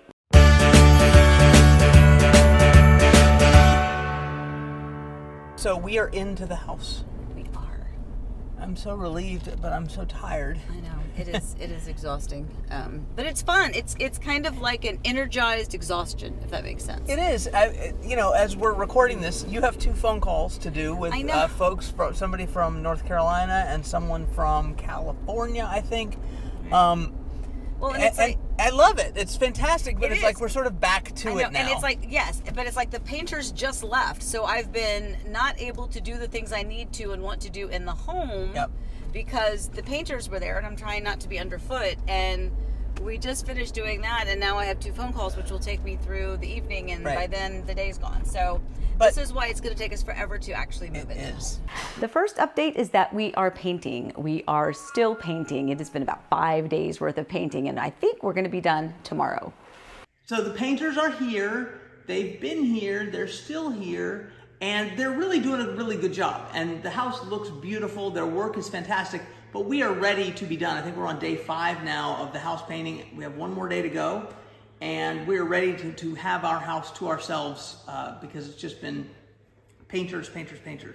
One of the great things about where we live now is that we're near our son and son-in-law and daughter, and so we took their coffee creamer. So Amy's going to take their coffee creamer, and I'm going to talk to you about my electronic frenzy. Is that okay? Can I talk about that? I'm going to turn this up too. Because it's been a frenzy. I've been buying lots of things. I have never seen so many gadgets and gizmos and lights and cords and adapters and his multiple trips back and forth to the stores to get everything. But I will have to tell you, it's looking really cool. So go for it, Eric. I always get to get a new TV for somewhere. And I did get one TV for the family room, partly because we didn't have a stand for it anymore. So I was like, well, I'll just buy a new TV to fit in the stand. But the second part is I bought an 85-inch Sony Bravia, beautiful, just, I love it. I haven't been able to put it in yet because the painters are still painting, but then I bought a bunch of hue lights, color changing lights for the front and for Amy's office and for my office, and every time I go to Best Buy or Lowe's, it seems like I'm buying new stuff, so I'm gonna stop doing that. So I talked to everyone and they said that it's okay with them if I buy more stuff. I think I might be done. He's giving TVs away. We have all of these TVs. No, to our daughter. To our daughter. It didn't have a stand, so you bought a piece of furniture, which meant I couldn't mount the TV, so I had to buy a TV that had a stand because we got rid of the stand a long time ago. So that left me with the one extra TV because I have to mount the TV in the media room. Yes, it's your fault. So I have more things, and you don't get to criticize shopping ever. True. Everything is missing. No matter what I'm looking for, I saw it 2 seconds ago and now it is nowhere to be found. And that includes a gigantic bag filled with all sorts of nails and picture hangers, all the things that I need kind of immediately, I cannot find. And as soon as I find something else to make it work, then I find my big bag. So ultimately, everything is missing. Perfect example of how everything is missing. This shirt, I love this shirt. This is my best friend, Daryl Ross. This is his podcast, Unity Works. He gave me a shirt, and that's nice. But it's the only shirt I have. I don't have any clothes. I had to wash some underwear that I had used in the hotel that I was staying at. Just all of my stuff is in boxes in the garage, and I don't know where any of my clothes are. So everything is missing, and people keep moving my tools. And what really is happening, I'm man enough to admit, what's really happening is I forget where I put my tools, but then to preserve my manliness, I accuse them of having moved my tools. I know that that's the case. Also, candidly, we're tired. We are really, really tired. It is exhausting, and we've had lots of help from our family moving boxes in, but it is just a difficult process.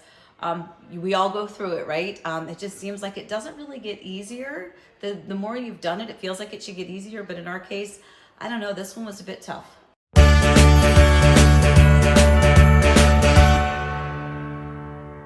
We are so grateful for this home, and I think one of the things that we probably underestimated emotionally is how overwhelmed with gratitude we are for this home. I mean, we're grateful for it. We've talked about that before, but there's just an overwhelming joy. We walk through the home, and Erica and I will lean over and we'll whispering to each other, like, I don't believe this is our home, or I don't believe we get to live here. We're just so grateful for this home and for every single hand that touched this home to build it for us. Imperfections and all, we are so grateful for this gorgeous home. We have had a few moments where, through this process and so sort of the tour of our life that we've been giving you, you've seen us get a little emotional. I was not expecting to get as emotional as I've gotten in the house a few times. I get almost near tears, and I just think this is our house. And it's just a really nice house. And Amy has done a really good job with design things and everything. And so I just sometimes, I can't really believe that this is where I live. It's kind of amazing. You know that one of our favorites of the home is the master bathroom, and specifically Eric's shower. It really is gorgeous. It is stunning, but the way I described it to Amy was that this is a little bit like being in a German art exhibition where it's like, American take shower. So if you're in here, we have a rule now that no one's allowed to be in the bathroom while anyone's taking a shower, because it's just, you feel like you're on display. So, and then secondly, I feel very great about the shower, and sometimes I feel like the shower, we spent a lot of money on the shower, it's a little ostentatious, but to humble me, my dog took a big dump right here in the shower on the first day that we were here, and I showered with the poop in there, and here she comes now. Hi Maggie, how are you? You coming to take a dump? I love Dogtopia. Like, I am a Dogtopian. Well, we call it Dogtopia, where the dogs get to live now. And this is Dogtopia. One of the main reasons that we moved and decided to build a new home was for the backyard space, so that our dogs could run, so that they could play, so that they could actually have so much fun back here. And I will tell you, it is glorious. It is heavenly. First time that and we'll show it because our daughter recorded it. The first time we let the dogs out the door and they ran into Dogtopia. Yeah. I mean, honestly, one of the happiest moments of my whole life. We love those dogs so much. We do. But it wasn't. It was the recognition that they weren't just in a place. It was almost like, oh wait, we can run here. Yeah, and it was like they flipped a switch inside, and they've been freaking out because we were packing for a month, at least a month, and. At one point, Lucy, who is she's the bully, she's like the alpha dog, she was on top of the stairs at her old house. She was crying because I think just the stress, and it broke my heart. I was like, what is going on? So to see them run out the door and and they were out in the yard for like an hour or two, just running around, just having the best time. It was fantastic.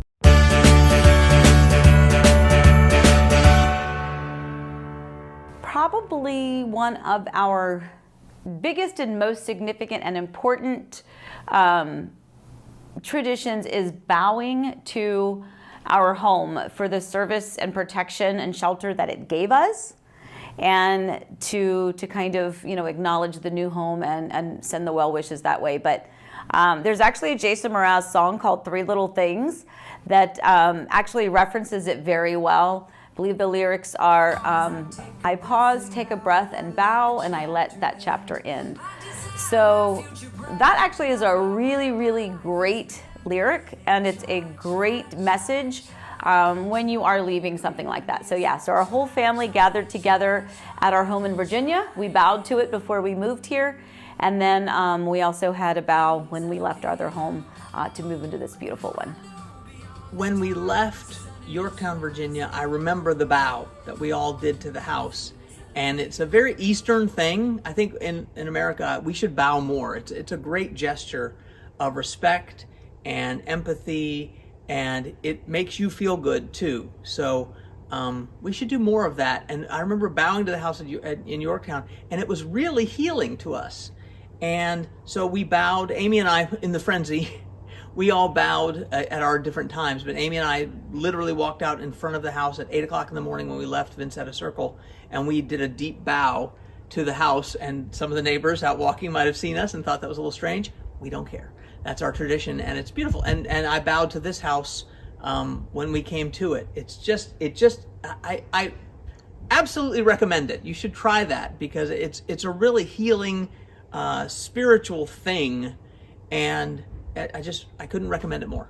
A new tradition that we have is this Black Deacon's bench right here.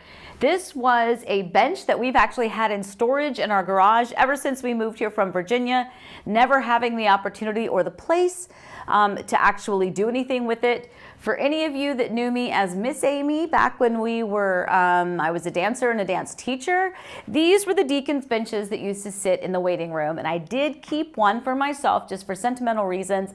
And before we moved here into this home, I actually spray painted it black. I left all of the dings in it because I can tell that right here along these rungs are the scratches indented by my students' tap shoes. So this is actually a really special piece to me, and I love it. We need to decide some things about trees. We have our gratitude tree we'll talk about in a minute, but we need a tree for your father. We have a tree for your mother, the magnolia in the back. Mm-hmm. It's going to be for your mom. Yep. Why is that, by the way? We had a gigantic magnolia tree in our backyard by our pool. Mm-hmm. When I was growing up in Virginia, and I used to love to make, like, mud pies. Yeah. But I would step up a notch, of course, by pulling the magnolia flowers and the seeds and all of that out of the magnolia flower. And my mom used to fuss at me because obviously I was mutilating the actual flower and the bud and all of that. She loved that tree, so now we'll have a tree, magnolia for her. We need a big, strong tree for your father. We do. Remember him by. Mm-hmm. And but then, I have to be able to hang ornaments on it. Yes, it's got to be a Christmas sort of tree. Yeah, I think so. And maybe we'll do an evergreen. Maybe we'll just do an evergreen. Yeah. And then for my parents, just something flowering for my mother, and something, I don't know, for my dad, I always feel like a river birch, but I don't know if we're allowed to plant river birches. We'll see. Just he's very much into nature and those kind of things. So an oak would be fine. Yeah. And then we have a crepe myrtle for your grandma. So the tree thing is very important to us. Yeah. This is the tree that we've designated as our grateful or our gratitude tree. We talked before in one of the other videos that when we plant the trees, and we talked about it earlier, that planting trees is a tradition for us. But in this home, we're going to do our gratitude or our grateful tree. And this is to symbolize just all those, everyone, you included, anyone that has anything to do with us, with our career, with helping us, with building this home, whether your hands were physically on it or not. We appreciate everybody in the process. So really kind of poignant is that, first of all, this was going to be a magnolia or whatever tree that the builder needs. There was a mix-up in the home. There was a small problem. The builder said, hey, you know what, to kind of help compensate a little bit, why don't I get you a palm tree? He said a foxtail palm. So we've been all excited about a foxtail palm. So we were supposed to have a foxtail palm, and when they delivered it, this is a Christmas palm. Now this Christmas palm is beautiful. I love it. It still has the 3 trunks that was really kind of the aesthetic that I wanted here in this one. But I just think it's really funny and very appropriate that it's not what we expected, but it is still beautiful nonetheless. And we are truly grateful. Superstition that we have, and I don't believe in any of this stuff, okay? So, but Kipper Hare, a friend of Amy's, a dancer, he was Fred Astaire to her Ginger Rogers, gave us a rock, a green rock, And he said, this will bring you good fortune if you put it in the window at the back corner of your home. He came to visit, and he brought all of us a gift, including the kids, and brought them each of them kind of a little beautiful, like, gems and things. Yeah. They're really pretty. Yeah. But he gave us this beautiful green rock, and Yes. said it was, if you put it in your home, it is supposed to bring you, Fortune. And he said, this will bring you good fortune if you put it in the window at the back corner of your home. So we did. And right about then is when Amy got into real estate, and things have been going really well. So I can tell you that I don't generally believe in that stuff, but that rock is going in the back corner of our house. Because ever since we let rock in, things have been going really well. Well, how do you not? If it's, first of all, it's beautiful. I mean, It's I pretty love it. bright, It's just a yes. gorgeous, Yes. like a green color, and Yes. how would you not Of course. go ahead and display it anyway? So hey, if there's a little something to it, then And if there's not, what's it hurt? what's it hurt, right? Another tradition we have for Christmas is the angel that goes at the top of a tree. We alternate years with our children. We've also added this in when they become adults, that they would be required to then come and visit us on Christmas in the case that all of our children are dispersed across the country. So I believe our oldest son, Forrest, is years that end in a 1 or a 6. Our daughter, Alyssa and Hong, they would be 2 and 7. Elizabeth, 3 and 8. Dawson, 4 and 9. And then Eric and I get to put the angel on the top of the tree on years that end with a 0 or a 5. I think I'm right.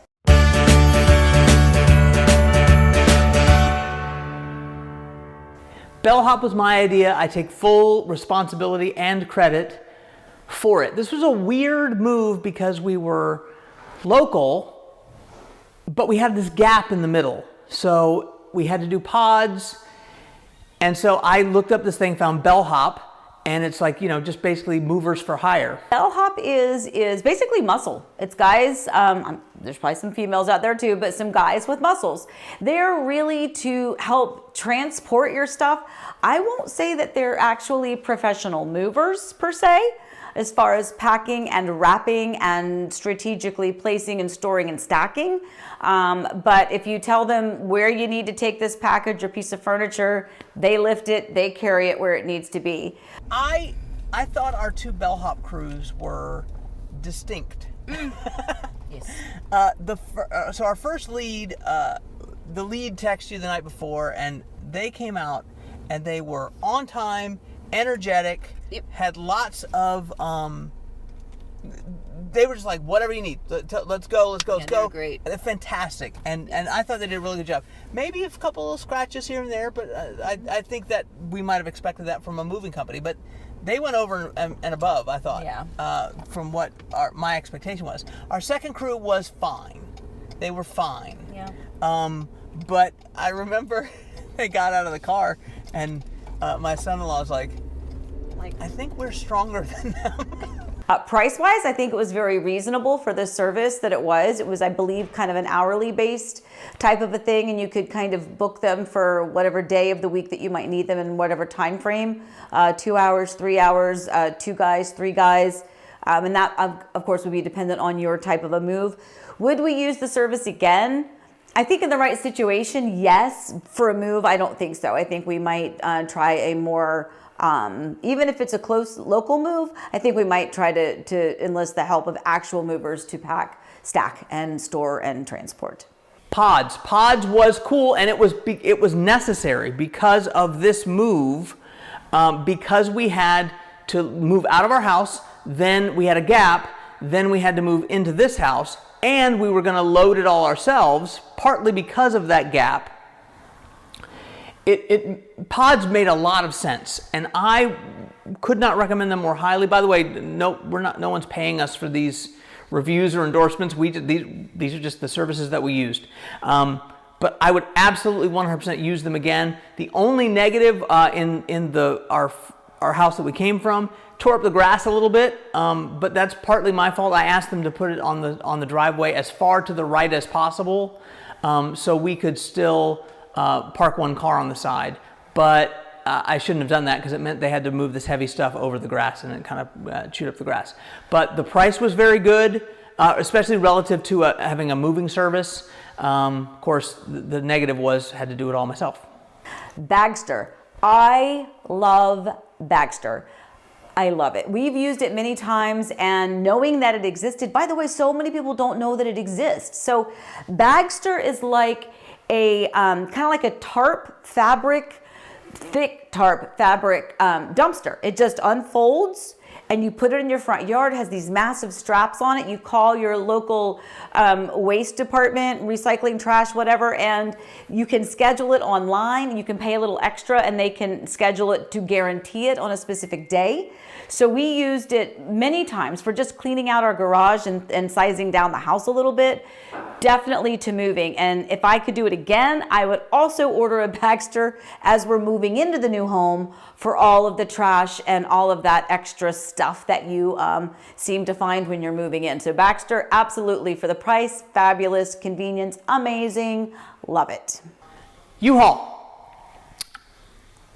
I really liked using U-Haul, and I wish I had done more U-Haul. U-Haul is a great thing when it's $20 for the truck each day plus mileage. If I were doing this move again, I would have a U-Haul just on standby that's sitting there empty, just because it would be nice to just know that that was there. On the night that I moved everything out of the pod, the night I moved everything out of the storage shed, to get it here to position it for closing and all of that, I wished I had had another truck, because then I could have had more stuff staged. There were just some times when it was like it got too late at night for me to rent a new truck, so it was fine. Only negative thing is they have a whole thing on an app where you can like rent the truck yourself. You never have to go inside. It takes about 4 times as long to do it on the app as just walking inside. So go during office hours, walk inside, and reserve the truck online, but then go inside to get the keys. It's so much simpler. If you want to use it to drop off the truck at night, which I did, I dropped off the second and third trucks. I dropped them off like 10 o'clock at night, the night before they were due back. So that was helpful, but always just go inside. I ordered quite a bit of furniture, actually more than I probably had originally anticipated, but some of it just, the rooms were different here in this home than what we had before, and so it was an excuse to buy new stuff. So I will say I ordered furniture from several different furniture companies. I did order some from Rooms to Go. That's mostly for my teenage son's room. I also ordered from Haverty's, and I also ordered from City Furniture. Of course, I did some miscellaneous odds and end pieces from like Wayfair and Overstock and places like that. But as far as actual furniture, I did order those months and months and months ago, and we're still waiting on a few back ordered pieces. Some won't be here until January, and even though I ordered it probably 5 or 6 months ago. So as we talk about building material delays, just know that it's a delay with everything, everywhere, for everyone. But I'm excited with what's come in so far.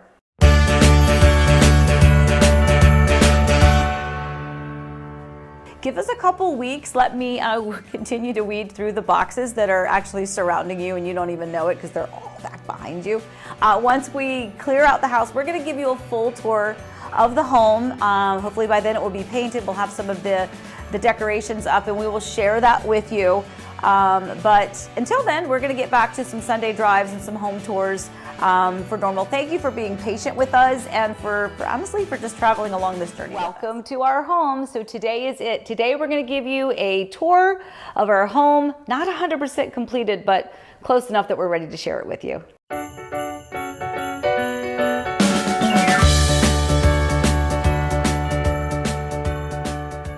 Hi everybody, it's Amy with Heart and Home Orlando, and today, welcome to I think it's going to be the final Our Home for the holidays. So if you've been following us, we've taken you along the journey to us building our own new home, and today we're going to give you a tour of it. Now, fair warning, obviously it's only been a month since we closed, it's the holidays, so we haven't had time to completely unpack everything, but we are going to point out some of the things that we have done, some projects still left to be done, but mostly just share this with you because we are so grateful that you followed along and we really feel like this is our home, but it's our home. So come on in and let's take a look.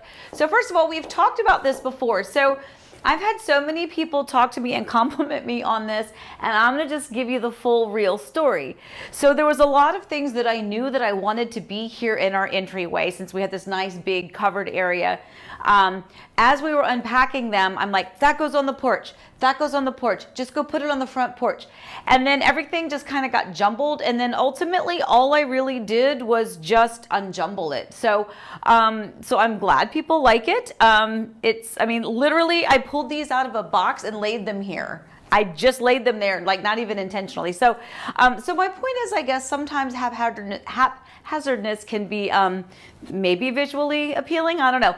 Remember, that is the bench that we talked about that was at my former dance studio. The one piece that I have left from that studio, I painted it black, and I still love it very much that it's right here on the front. Okay, so let's come in and take a look. Now, a few things that we've done, and this is part of what we're going to point out as well. So on this front porch, it came with flat LED lights. So of course we changed those out to these lights, and my husband, and we've talked about his frenzy of technology based things, has created or done the like the Philips Hue lighting. So he's very excited that we change these lights depending on the mood, the time of day, the holiday. Ultimately, it's a pretty cool way to kind of customize your home a little bit.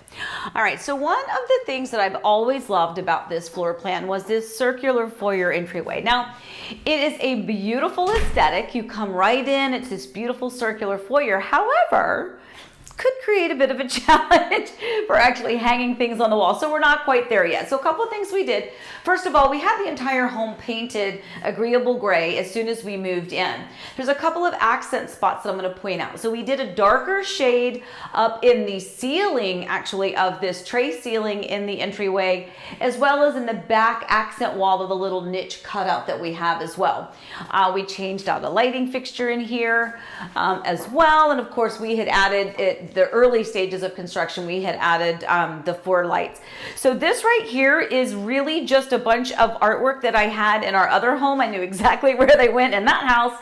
And here we just haven't had time to put things up, not really sure where they're going to go. So I just kind of accumulated them right here. And again, it's just kind of this grouping of random things. So another thing I want to mention is that I've been very excited to put things up, but there's nothing more than a mom wanting to create that nest for her family and to get everything up and feeling like home and feeling comfortable. But sometimes you have to take your time and don't just slap stuff on the wall, because if you don't like it there, you're gonna have to take it down and patch the wall. So sometimes patience is a virtue, and we just kind of have to take it back. So that patience comment is really gonna be my excuse for why half the things are not done that I expected to have done for you by now. All right, let's take a look back here. So this is the studio suite option. This was a structural option that we chose. It does have its own private door, and the door back behind me actually is going to go directly to the single car garage. So this studio suite, or the apartment, or the in-law suite, is actually my 16-year-old son's like heaven, I guess. So this is his space. Again, in the original floor plan, this would have been 2 separate rooms, but we did the studio suite option. So not only does he have a living room or a bedroom, sleeping area, but he's got his own little hangout zone here. He's got his TV, and remember, this is real life, folks. There's dirty dishes in his sink, and he's going to hear from me when he gets back. But we live here. This is not a model show home, so you're going to see things, probably even our pets and most likely my children, kind of lounging around the house. So this is us. This is where we live. But this is his space, and I really do think it's pretty cool the way we were able to customize it. He really wanted black and gray and white as his colors. Not totally my favorite, but that's what we did for him, and I think it turned out well.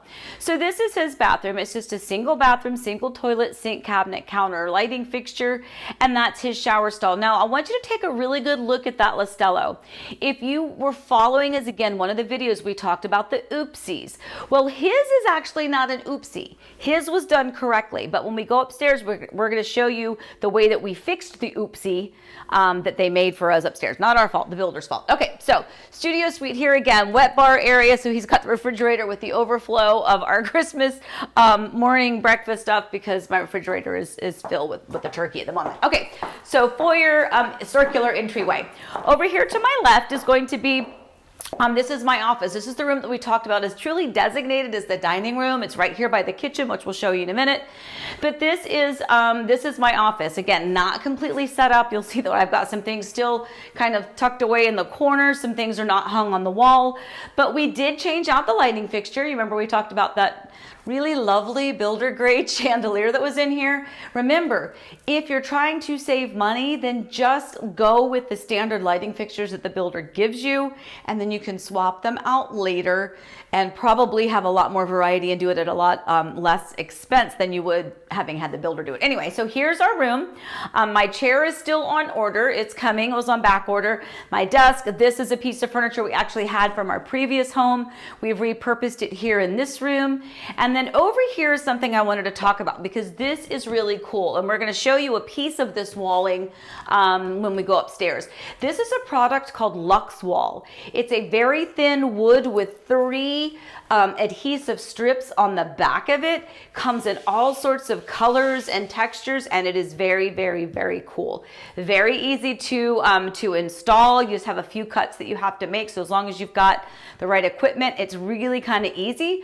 But I love it. We've not hung everything up on it yet because Eric's going to do that as soon as we get around to it. But this is my office slash used to be, could be, would be dining room. And by the way, I did make it so that we could repurpose that. If we ever had to sell the home, this is certainly still conducive to a dining room because the space is huge. And even what we did on the wall, I think would be beautiful. Okay, let's do the pet room. Okay, Eric's nodding over here. Okay, so this is actually a closet. So if you were to purchase this home, this truly is designated as a closet, but we love our pets. So we have designated this room for them. They also have a pet bath that we'll mention in a minute that's in the laundry room, but this closet is just kind of their zone. Now, I will be honest, they don't really use it yet. I think they're still trying to acclimate themselves to the home. But we have Penny, Lucy, Maggie, Molly. We have their little sign, and then it tucks back over here, and then there's a cute little bed over here with a little sign for them. So this is a nice little spot, and that little piece of furniture I got, I believe, from Kirkland's a while back. It's a great piece for storage because look at this, it's very cool. These slides, little barn doors on either side, so it's great for storage. Again, got that at Kirkland's because that was at our old house, so last year. Okay, so here is my kitchen. I am so excited. Again, we're living here, so this is not going to be staged and modeled home perfect, but it is perfect for us, and I could not love it more. Last night we had our first gathering here at our home. Our dear friends, Daryl and Jen, came over with their 2 kids. My daughter and son-in-law came over. Of course, my oldest son is here. My daughter's back from college. My youngest obviously still lives here. And a very dear friend of ours back from our performing days always comes in December to visit her parents who live here in Florida. So she came and we just had a wonderful, wonderful evening. So I will tell you, this is a great home to entertain in as well. So we really enjoyed that. But kitchen is kind of set up. We have our pendant lights now. Again, remember we had the pre-wire before, so we have our pendant lights. They have finished the backsplash, and this is a glass tile beveled edge backsplash. And a little things we're going to point out. I'm missing a vent right here. Yes, I know. The builder knows. We're waiting for it. It's not perfect. And that's the other thing I want to mention. We are now in our home pretty much a month, almost to the day, and we're still missing a few things. Nothing that means I can't function in my home. Can it be frustrating to wait for it? Yes. But is it normal? Yes. And that's okay. So I'm missing a vent. It's going to get to me. I know it will. All right. So kitchen. Now, by the way, I have to tell you a couple things. Don't go in on the sink, Eric, because there's dirty dishes in here. This sink I love, but there's something about this sink that I never knew. Because it is one big open area, it doesn't drain like a typical sink. So like when you're just washing things, you kind of have to push the water to the center drain. It doesn't dip down as much as you would expect. So just, again, things I didn't know. I wish I had known. Maybe I would have gone with a different sink. Love this refrigerator, by the way. Did not get that from the builder, but that is the bomb diggity of fridges over there. All right, so here's our pantry. We had the frosted glass came from the builder, but we added this. We ordered this from Etsy, so thank you for that. And then we did do, oh gosh, this pantry is a mess. But we did have the custom closet people come in, and they were here maybe a week and a half, 2 weeks ago to get all of the closets done. We are not showing you all the closets, but they are all done and they are all beautiful. Here is our kitchen table. You can see we also, again, changed the lighting fixture out. This table I love, again, mostly because it already seats 8. And because I forego that dining room and made that my office, we kind of eliminated an area for us to kind of eat when we had a lot of people. Remember, we have 4 kids. We have a son-in-law. We've got, boyfriends and girlfriends that are going to come and be with us. So it's nice to have all of this extra eating space in the kitchen. So we have 6 chairs at the island, and then we have another 8 right here. And I will tell you, we used every bit of them when we were with our friends last night. Okay, so tucked back over here before I forget. So back behind me, so this is we always say the iconic Madame shelves. This is kind of their thing at their entryway. So what I did here is I just added some wallpaper back here. That's all it is. It's just wallpaper. It is very inexpensive, easy to do. But I just put that pop of color back behind them, and then we just added a little shoe rack there, and of course there's hooks. This is Eric's little office nook over here. I did the same matching wallpaper over here just to give him an accent wall. This is his little zone. I'm not going to fuss at him because at the moment it's a little bit cluttered, and I would prefer to have been really perfect for you, but I'm not gonna fuss. He's laughing at me. I'm not gonna fuss at him, but that's a great little spot for him. Again, changed out the lighting fixture for that. And take a look at that lighting fixture over here. We also changed out this one. This one is our actual entryway. Behind me is the 2-car garage. This area I haven't done anything with, and this is why. This is where patience comes in. I have a lot of things that I would, could, should put up here on this wall, but I want it to be perfect. I want it to be eye-catching, but I want it to be functional for our family. So I'm just waiting until I can either see that idea and emulate it or just find something that kind of inspires me. But this wall is gonna have something cool on it. At the moment, it's just plain Jane. So back over here is our laundry room and the pet bath. Now, it's also a disaster, but I cannot tell you how much I love having this sink. I've never had a laundry sink before, and I absolutely love it. Like last night, we needed an extra space to clean out a big pot for Eric's crab pot boil thing, and this was really nice. It came in handy. But I love the laundry room area, washer, dryer, and then again, tucked back over here to my left where 2 more lighting fixtures are stored. This is the pet bath, and then there's some more shelving. But this is a great spot for them. We honestly, it was just kind of a default for putting the pets' dishes there. That wasn't the plan.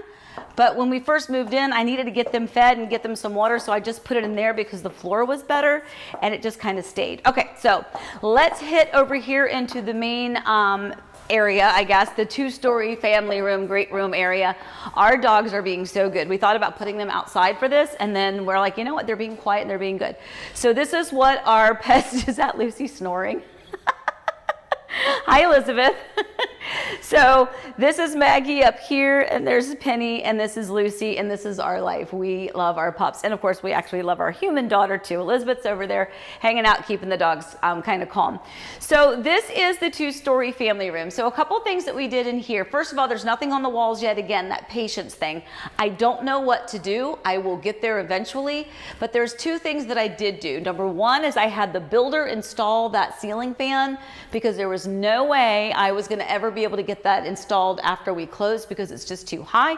And the other thing we did is we got a 12-foot Christmas tree, which we just decorated actually the other day once we finally had everyone in place for that.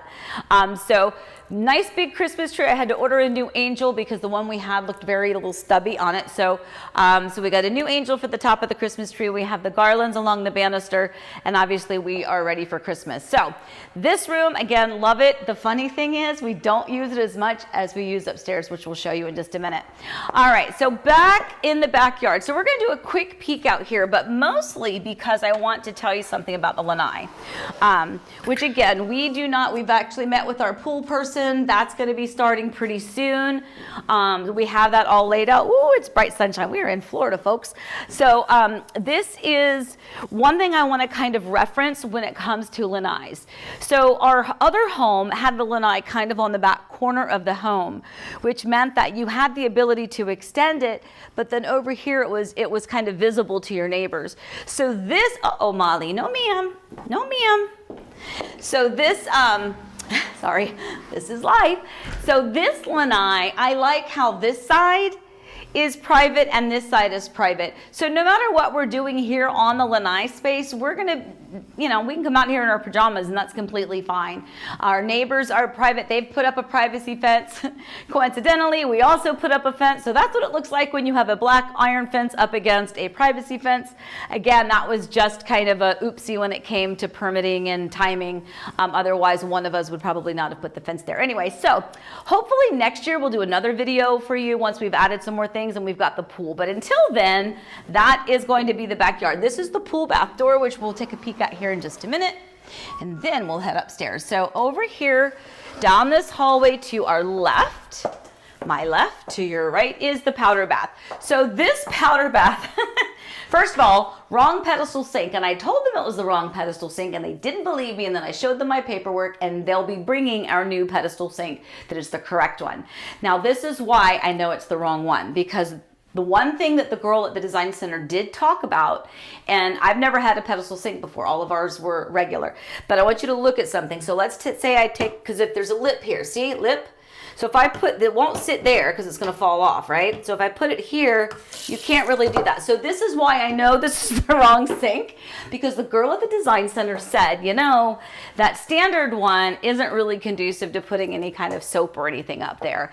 And so she's like, why don't you get the square one, because then you'll have more space. And so I did, and now I realize that's wrong, but I'm not worried because the builder's going to fix it. Okay, so here's the master bedroom. Again, not completed by any stretch of the imagination. We still have curtains. I have the curtains, I have the rods, we just haven't put them up. We also have these two, in fact, here's one of them, these two big mirrors that are eventually going to be hung back over here behind each of the nightstands. But back to the patience is a virtue. I'm not 100% sure I like this here. We might switch it and put it on that wall. So if anything has to get shifted or altered or even scooted over a couple of inches, I don't want to have mounted these big, massive, heavy mirrors and not have them in the correct space. So again, that's my excuse. I'm just waiting to figure out what I want to do. So closets on either side, those are disasters. We're not going to look at them. Powder bath over there, you don't need to see that. Okay, so over here, this is Eric's favorite shower, which I will tell you is really awesome. I really, really, really love it. It is, it's a fabulous shower. He changed out the shower heads. Really, I mean, it's really nice. You just have to squeegee it down, and that's one thing I will tell you that you always have to do if you have these showers. You need to spray them, squeegee them, and then you're good. Okay, and then over here, I guess you can't really see that because of the mirror, but nice big long counter, and then of course the tub and the garden tub area that Eric likes to soak in when he has that headache. Okay, so we are gonna go take a peek upstairs. Are you ready? Okay, let's go.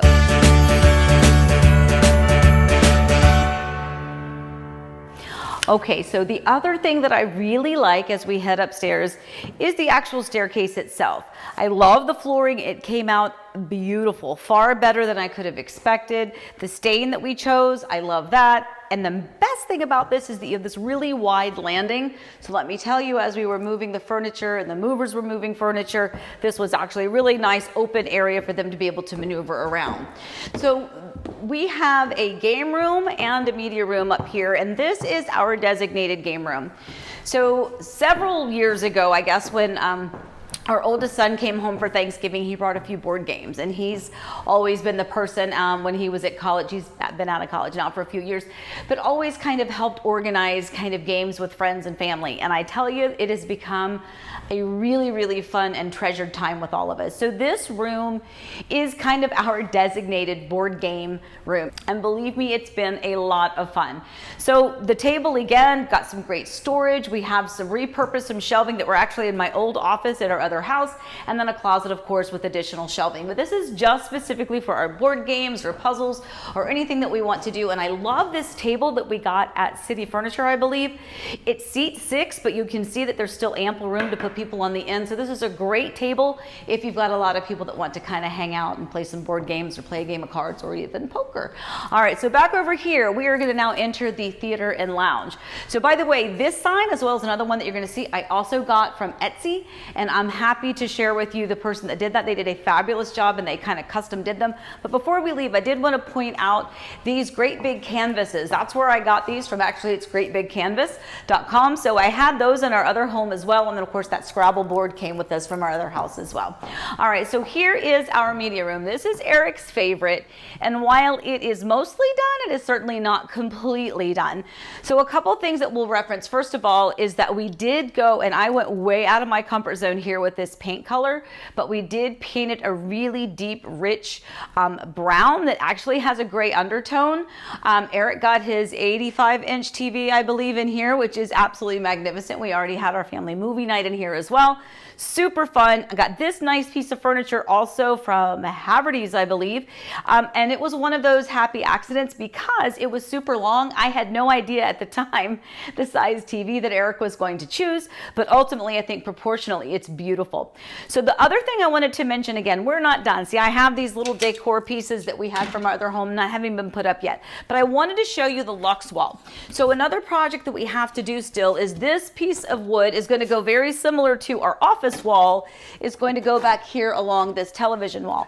But this is what it is. It's a really thin, very lightweight piece of wood, and then you have these 3 really strong adhesive strips. Super, super, super easy to install. And you can see we have all of those boxes over here prepped and ready for as soon as Eric and I can find several hours to get it done. All right, so this is the media room itself, and then over here, of course, is our little pub and our soda bar. So my son Forrest is here. He is here from Austin. He is working from here while he's here. What are you doing? Oh, and it's Scouter Boy. So this is Scout. Hi, baby. Hi, baby. So this is the best dog in the absolute entire world, right, Scout? Right. This is his rescued dog, Scout, and he is amazing. This guy, we love him so much. He is just like another child to us. All right, so this is our little pub. We call it, again, if you take a look at the sign, McCoy's Pub and Soda Bar. We're not big drinkers here, so we really kind of made this more of a soda bar type area. A little bit messy at the moment, but this is a great spot as well. So you can see you've got a nice big pub table with 4 chairs over there, right there connected to the media room. And again, when we had our movie night, it was fabulous. We had all of our candy and our popcorn and our sodas and waters were all right there, and that was really fun. So I love this area. This is definitely fun and entertainment. All right, so these 2 bedrooms are actually the ones that are connected by a Jack and Jill bathroom. So this is our Pilates or exercise room. It's Pilates. We have the Peloton in here. I'm not big on the Peloton. Eric loves it. My son loves it. I'm big on the Pilates machine, and I promise in 2022 I'm going to reacquaint myself with it. But this is the exercise room that we have here in the home. And this is the room, if you remember when we talked about the Oopsie with the builder. If you remember this closet, it was about 7 inches incorrect. It should have been pushed back, and that we gave them an easy out by saying just frame it out. We lost 6 or 7 inches into the room itself, but all in all it worked out just fine. Again, as the Pilates room or the exercise room, we're in fine shape. So this is the Jack and Jill bathroom. So Carly, this is really my daughter's bathroom, and so while we're not going to pay too much attention, I do want to show you this, because this is the Listello. So remember when we talked about the builder made a mistake? Honest mistake, not mad, but it wasn't correct. So the instructions were, I believe, 60 inches and above is where that Listello was supposed to go, like we saw in my son's studio suite with the black, white, gray Listello. And here, they actually did it. It was here. They did whatever and down. And so what they ended up doing is they gave us another 6 inches. So that is a super big band of Listello, and that's what it looks like. And we'll show you what it looks like in the other one as well. And then, of course, this is my daughter's room. She's the one that is in college. So I think this has motivated her to come back home a little bit more often. She's really enjoying kind of having her own space. And the transom windows up above we thought we would do some window treatments on. The jury is still out on that one, but she really likes having that light from up above. This is my son's room. We're not going to go in there right now, the son's room / guest room, but I do want to show you the Listello here in this one as well. Mostly because I do think that visually speaking, it's really important to kind of see kind of how this works. So again, you know, we had like here to here, and then they added this extra 6 inches, and I love this Listello. It was really beautiful. All right, so we are gonna go take a peek back into that game room, and I think that is everything other than the guest room, my son's room, which we're not gonna show you. But that's pretty much it. You know, we still have work to do. There are still projects to be done. Windows, curtain rods need to be hung. Some things I have no idea. The 2-story ones, I have no idea. What am I going to do with those? So there's certain things that I still have to kind of contemplate. If you've got ideas, feel free to share them with me. If anybody has a great room like that with those 2-story, please give me some ideas. I've seen some, but I just can't wrap my mind about how I'm going to make that entire wall with those windows look like something. Okay, so that is about it for our home. I cannot tell you enough how much Eric and I have enjoyed having you kind of go along this ride with us. I know it's probably been informative. Hopefully it's been you know, fun for you as well. It's definitely been fun for us, a little kind of out of our element to share so much of it, but I will tell you, it is just, we're so grateful to all of you, to all of our clients, everyone kind of coming along this journey with us. From years and years and years ago, or even if you just subscribed last week, it doesn't matter, you are family to us. And so therefore, welcome home to all of us. All right, guys, we love you. Have a wonderful, happy holiday season. Merry Christmas. Please have a wonderful, safe, happy New Year. Protect yourself, stay good, stay safe, stay well. Remember, we love you, and happy house hunting.